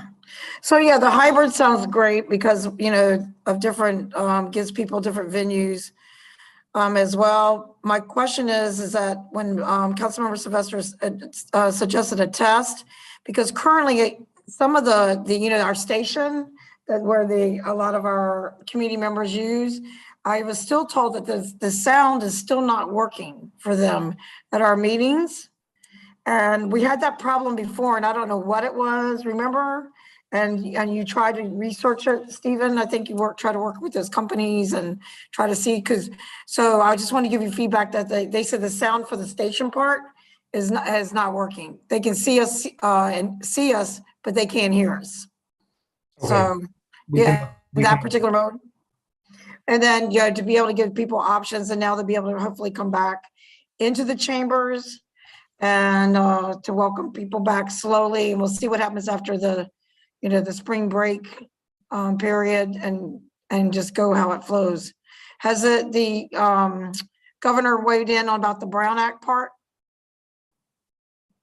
and how change is going to change? So there has not been any changes with respect to the teleconferencing component for the legislative body. But they're currently can allow for hybrid meetings as a part of it. Yeah, as long as we do the posting, and because that was prior, right? Well, that's the current order, yes. Yeah. So yeah, the hybrid, and if someone can actually do the thing, it'd be great. The masking at the libraries. And ask the employees, whatever, we follow the mandate rules. And I know the HR and that the city manager makes sure that the employees are taken care of. So I rest assured that. So thank you, but the hybrid. Are there any other comments or questions from my colleagues? Let me cut this off.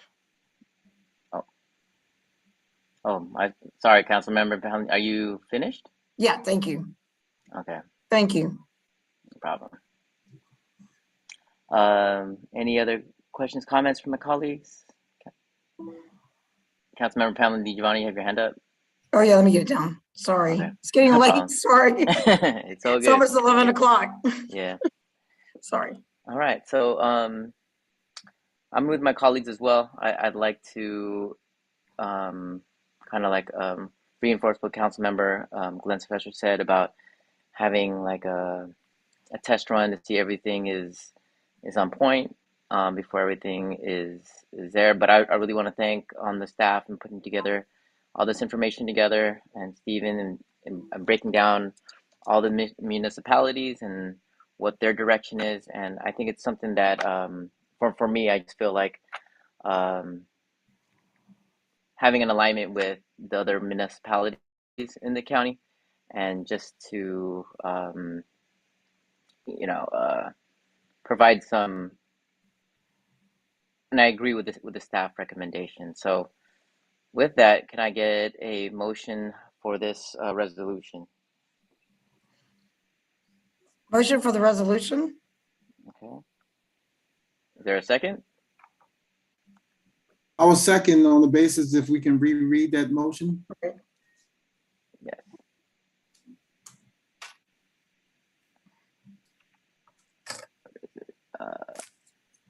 So the I can reiterate it. Go To ahead. the chair, Mr. Mayor. Go right It is ahead. an adoption of the resolution, which is the item on the agenda, authorizing the city to implement the teleconference public meetings pursuant to Assembly Bill 361, which is required for an additional 30 days. Second. We have a first and a second. Ms. City Clerk, if we can conduct a roll call vote, please. Mr. Buenaventura, Aye. Ms. G. Giovanni, Aye. Ms. Manalo, Aye. Mr. Sylvester, Glenn Sylvester, aye. Dr. Rod. Aye. All right, motion passes. We're getting towards the end, so here we go. Award of bids and contracts, item number 18, award of contract for the Civic Center South Roof Project. Mr. Frenesi, go right ahead. Thank you, Mayor. Good evening, Mayor and members of City Council. The item before you is award of contract for the Civic Center South Roof Project.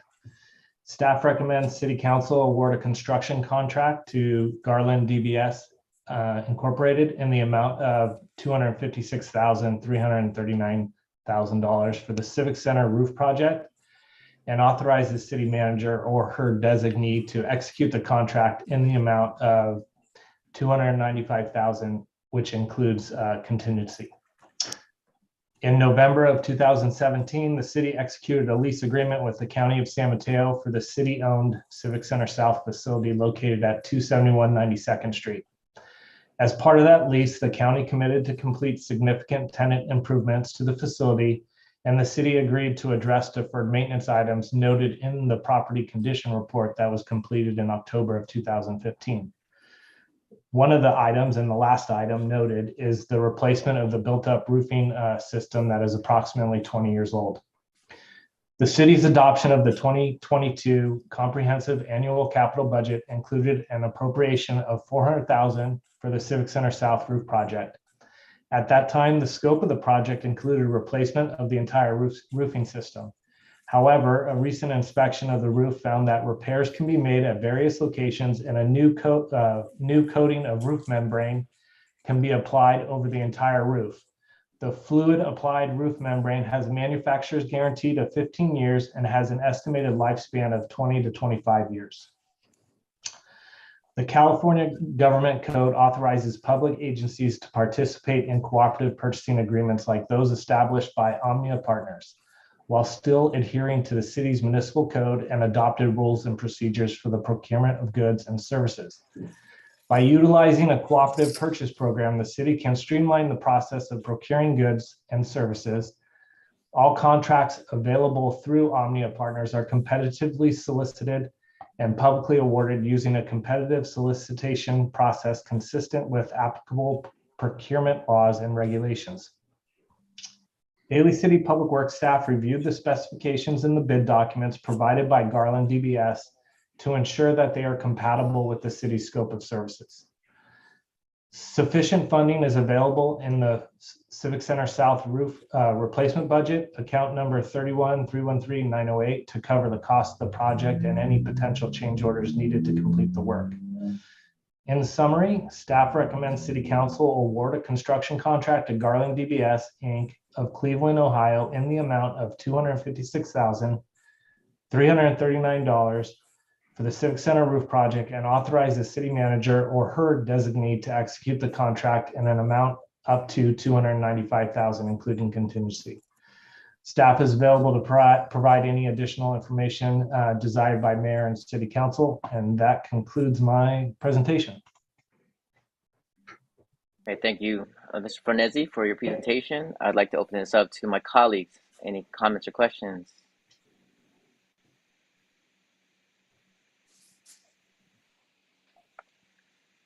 Motion to approve.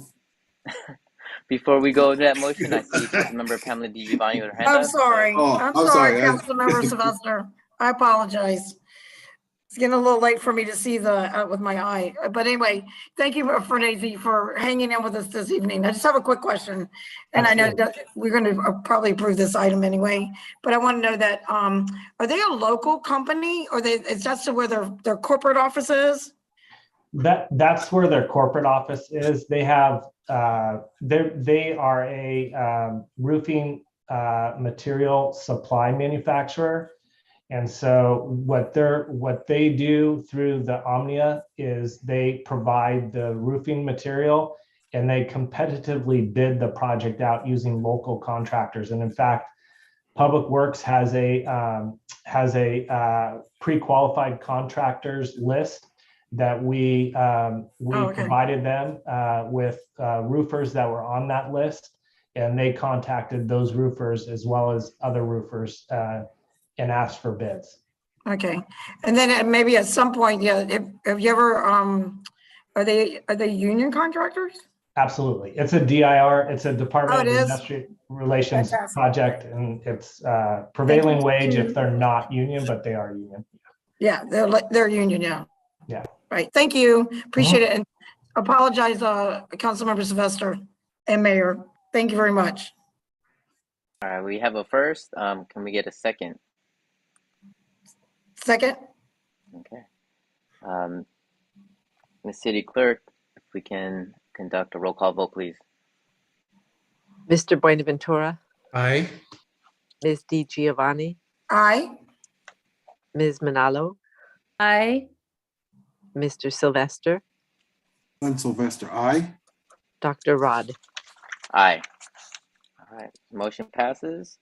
Moving on to public appearances and oral communications. Leilani, I'll hand it over to you. We have no attendees. All right. Appointments, board commission membership committee appointments. Are there any commission? Councilmember Pamela DiGiovanni. Thank you. Thank you very much.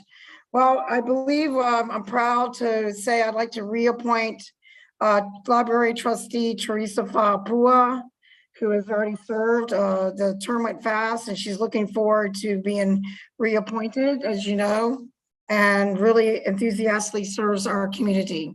So with that, I'd like to reappoint Teresa Fapua, library trustee. Thank you very much.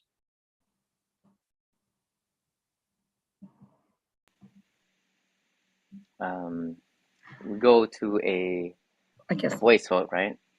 Or do we need a first and a second? We need there's a motion as an appointment and a second by motion, and then we can do a voice vote after. Gotcha. Okay. And Sylvester, I will second. Okay, Okay. We have and a we can first. do a voice vote. Okay. So all those in favor say aye. Aye. Aye. Aye. Aye. No. Okay. Okay. Are there other appointees? My colleagues.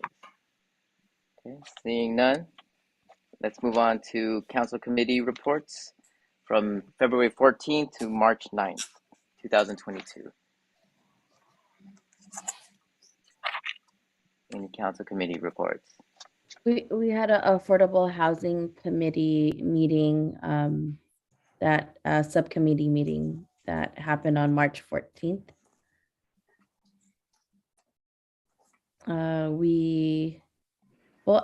Did we had it on March 14th? That was just the other day, right? No, March 7th is when we had it. And so we talked about last Monday, the support for a funding request from the project on 493 Eastmore.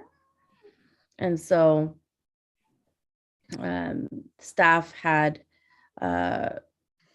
recommended and had a discussion around, we had a discussion on the different funding sources the project is moving towards receiving.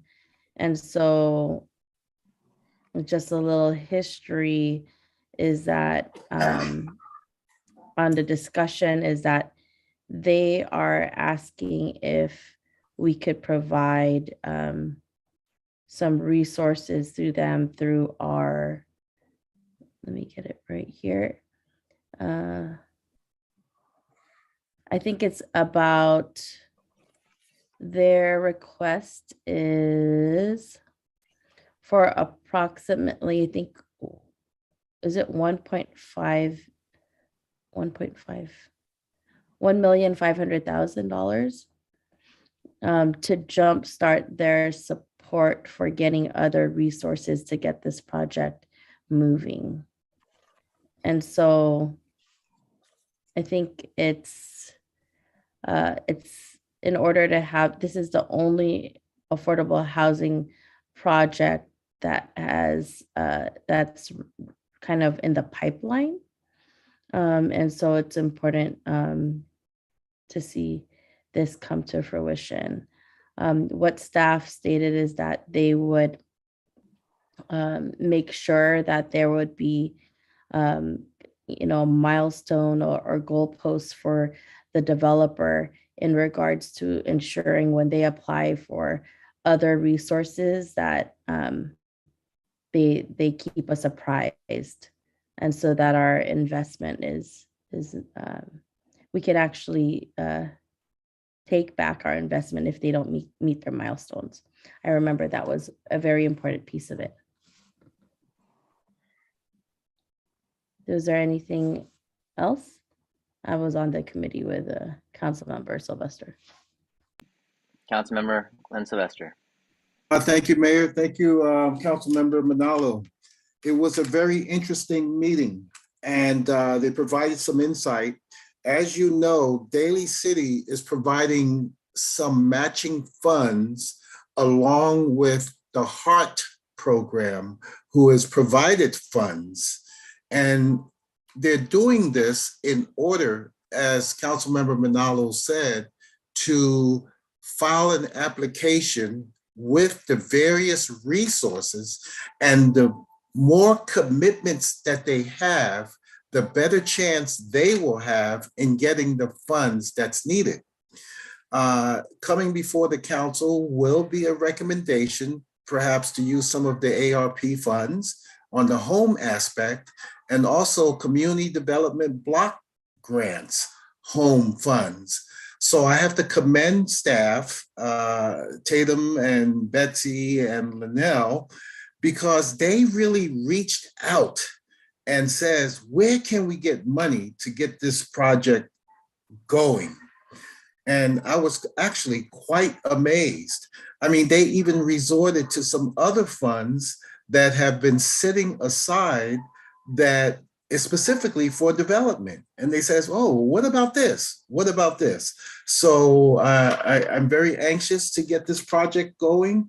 As Councilmember Manalo made mention, we will be hoping to obtain milestones so that if you say you're going to do it, we want you to do it, and we're providing some milestones.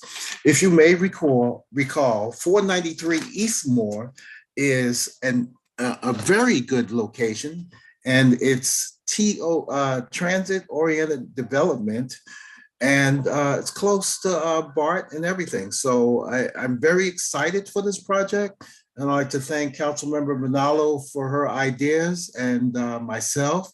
And I think this will be a very good project, providing that we also get the support of council when the planning department comes and say, we are going to take these funds and this is where we're going to put them. So remember, 493 Eastmore. Thank you. Are there any other council committee reports? Okay, I'll go ahead and share some notes for the CDBG meeting that Councilmember Justin Manalo and I had on March 10th, and just relating it with Councilmember Glenn Sylvester in terms of those specific funds. So it was allocation for year 2002 or 2022-23 in the Community Development Block Grant and Home Funds. And we also discussed the draft of the Home American Recovery Plan, allocation plan. So I know that in our meeting today, we are going to set a date to discuss more, but just to give you kind of a very tip of the iceberg presentation, we talked about the 1 year action, or the last year of the 1 year action plan to the 5-year HUD consolidated plan. So we talked about the money has not been dispersed yet. So what the staff has done is had a little bit of a formula of, you know, what if there is a decrease or if there is an increase, and they had different plans of what they will do with the CDBG money, depending on what type of allocation of money and budget that will be provided. When we talk about the home funds, this goes right along with Councilmember Glenn Sylvester was talking about in terms of having some additional money to help out the Eastmore project as well. What else is there?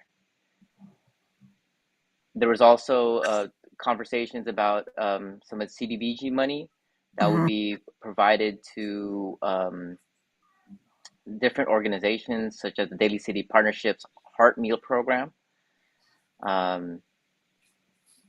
Knowing that there's food insecurities that are happening in our communities, and this is one program that can address it. What else is there? And also, I think I went through everything already. So we talked about the American Rescue Plan and the money of like one-time additional funding that will provide home funds to assist individuals or households who are homeless, at risk of homelessness, and other vulnerable populations by providing housing, rental assistance, supportive services, non-congregate shelter to reduce homelessness and increase housing stability across the country. Okay. Jocelyn, I don't know if you want to add anything else, or we can. Mr. Mayor, I think that was a great synopsis of our committee meeting. So thank you. Okay. So if there's any other council committee reports, are there any city council reports? Vice Mayor Ray Ventura. Yes, thank you, Mr. Mayor. So a couple of things on Ukraine. First is that, PBRC, which is an organization that has done a lot of good work in the community,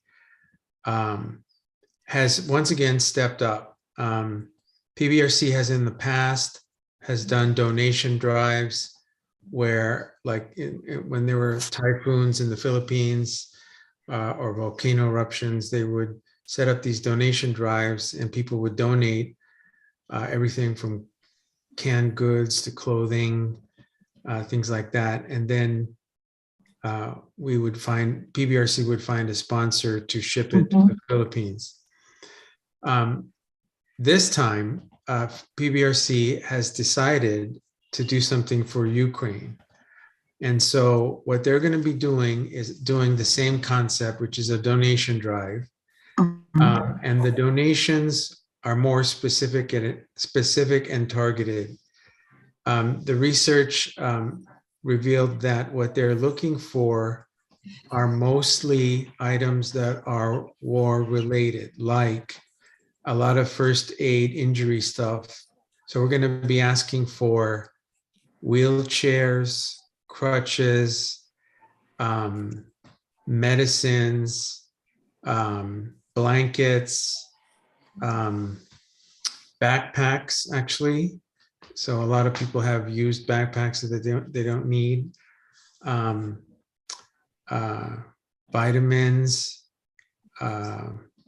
bandages.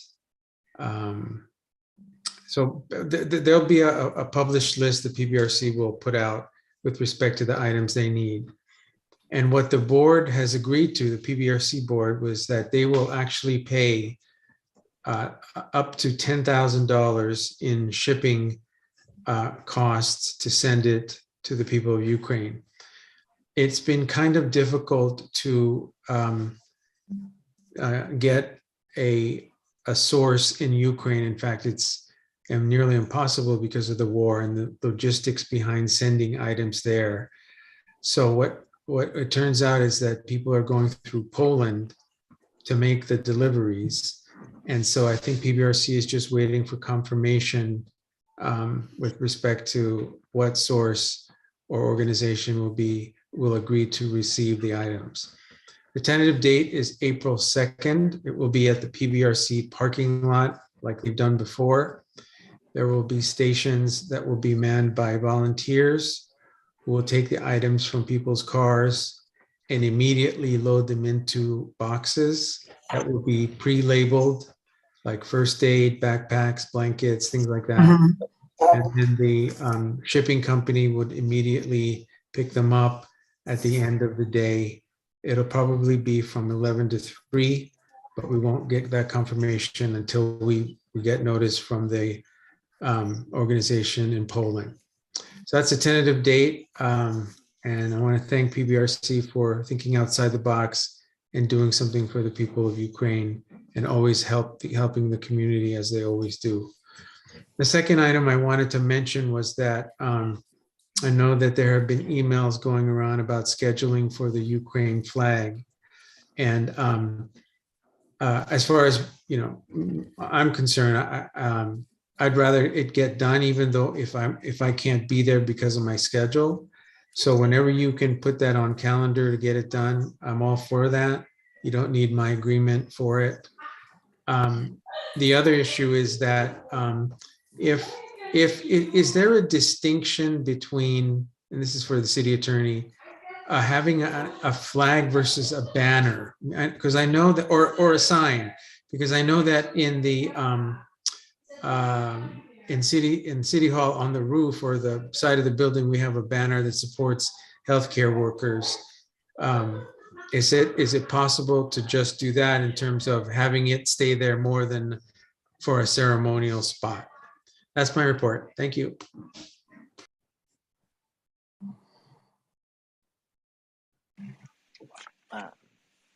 City Attorney, I don't know if you want to respond to Vice Mayor. I guess my question is that you're looking at a banner, right? Not hanging the flag on the side, the actual Ukrainian flag. Is it a banner that says something, or I'm not. It would be a banner of the flag. A banner of the flag.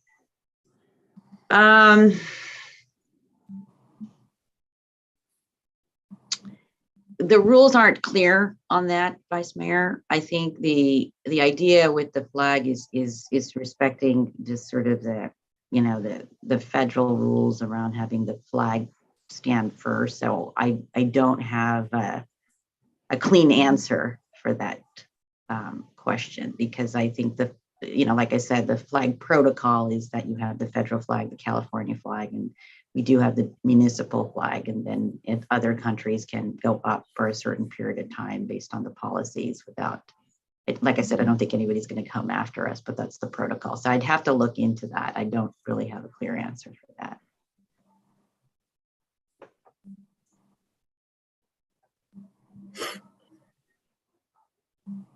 We'll get back to you, Vice Mayor, with more information. We need a little more information. Yeah. Councilmember Glenn Sylvester.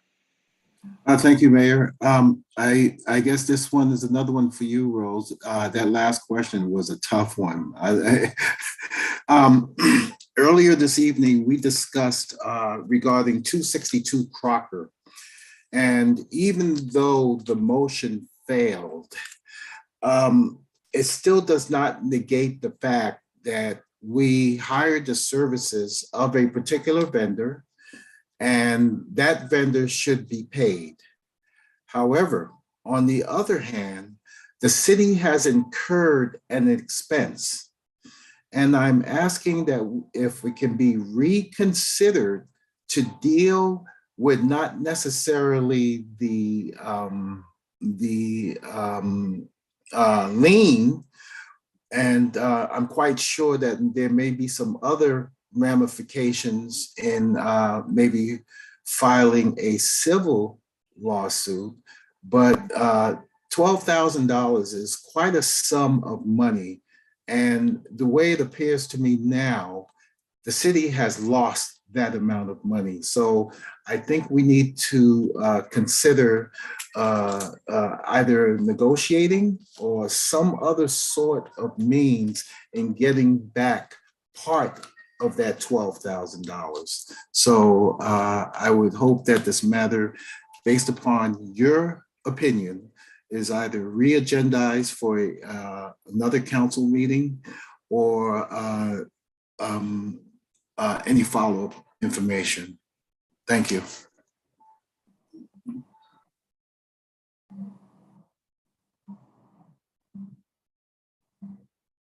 All right. Councilmember Pamela DiGiovanni. Well, City Attorney, sorry for the late hour, but I'm going to ask a question as well. You know that when they do the ad hoc committees, when everybody meets, I appreciate the report on the ad hoc committee for what they did.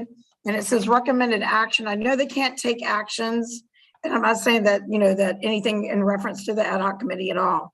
I just want to know for myself, the process, like now, does it go, or anyone else? Now does it go from the ad hoc committee? Because I know that there cannot be any actions taken during the ad hoc committee. So what is the next step? And then it goes from planning, then it goes back to council so we can vote on this item. Is that correct? I just want to clarify. And thank you to the ad hoc committee for your work. Are you talking about the the one the report out on the Affordable Housing Committee? Yeah, because it says recommended action. Okay. And then they were saying that all these,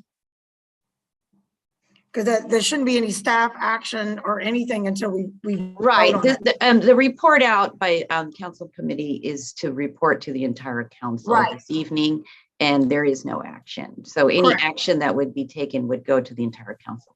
Correct. So that's what I mean. So the next step will go to planning, and then from planning back to council. If it's required to go to planning, it would go to planning. If it's not required to go to planning, it'll go directly to the council. Okay, thank you. And again, thank you to the ad hoc committee, because it's very interesting, great project. I remember when I was on the planning committee with that. Great project. Glad to see it's coming. Thank you. Thank you, Mr. Mayor. Okay. Councilmember Justin Manala. Thank you, Mr. Mayor. I wanted to, we're on city council reports now, right? So I wanted to share with the community that I was able to attend the International Women's Day event with the Arts and Culture Commission with San Mateo County Poet Laureate Eileen Canceneto. And it was just really amazing to hear her poetry for that day, and really in homage to all of the women for International Women's Day. And so I wanted to share that. That was very inspiring. And then also a reminder for everyone, wear your green for DCPLA's event on St. Patrick's Day, right around the corner. And then also in regards to also to stand with Ukraine, there is going to be an event that is happening with San Mateo County Supervisor David Canepa for a vigil on March 20th at 5 p.m. at 400 County Center. Sunflowers will be handed out during the event. However, feel free to bring your own as well. And so that's forthcoming. Yeah, thank you. Thank you, Councilmember Johnson Manalo. Let's see here. I have one council committee report. I was able to attend a meeting. Let me see here, with the staff of PCE, along with Chair Rick DeGolia. And we met with the California Public Utilities Commission Commissioner, Darcy Hawk. And what we discussed is some of the organizational milestones that PCE has achieved, some programmatic objectives, but we also talked about,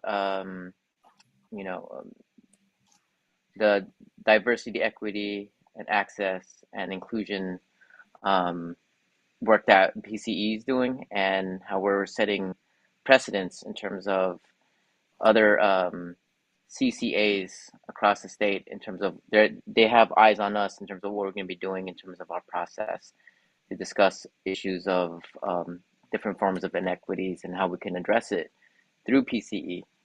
So that was an honor to be part of that meeting. Okay. Are there any other city council reports? Councilmember Pamela DiGiovanni. Sorry, the late. I just wanted to wish everybody a happy St. Patrick's Day, and then those that'll be at our lunch will be most of our colleagues here. Looking forward to that. And as she was talking, International Women's Day, and that a lot of people also honored their first responders, and hopefully we can do that, especially the women in our firefighters and our PD, to make sure that they get recognized as well. And of course, all the women, as I see here on the Zoom, who are leaders in our community and in our city, and to all of them. So I know our council meetings don't always fall in alignment with all these great days, and with our celebrations, so with that, thank you very much. Thank you, Mr. Mayor. Moving on to our staff reports, I'll hand it over to our city manager, Shauna Mapi. Thank you, Mr. Mayor. No report out tonight. All right. Okay, so we're off to our adjournments in memory. I'll hand it over to Vice Mayor Ray Buenaventura. Thank you, Mr. Mayor. I would ask that we adjourn in memory of Donna Marie Otis. Many of you probably know Donna from her service at the Lake Merced Golf Club, where she worked there for 20 years. She was the director of the food and beverage and later was the general manager. She also worked there with the USGA and LPGA to bring championship golf tournaments to the Bay Area. She just, in addition to her work and also being the community of several organizations, she's just a really kind, loving, nice person. I always remember seeing her at Lake Merced, and she was just very gracious and welcoming. And I know that she had been struggling for several years with her illness, and she finally she passed away on February 22nd, and she was only 58 years old. So I hope, Donna, I hope you and your family, God bless you and rest in peace. Thank you. Thank you, Vice Mayor. I also want to adjourn in memory of Juanita Buckley, Office Assistant 2. It is with deepest sorrow that I inform you of the unexpected passing of Office Assistant 2 Juanita Buckley on March 10th, 2022. Juanita was a valued member of the Economic and Community Development Department at the City of Daly City for over 30 years, or for 30 years this year, and will be dearly missed. Our thoughts and prayers go out to her family and friends during this difficult time. So with that, I want to offer a moment of silence for those that have passed away.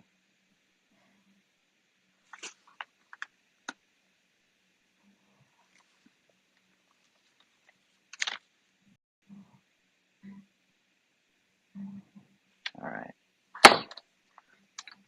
Meeting adjourned. Happy Pi Day to everybody. 3:14. So whatever 45 minutes left. Just want to wish everybody good health, and we'll see you next time. Thank you, Mr. Mayor. Thank you, Thank Mayor. you, thank you.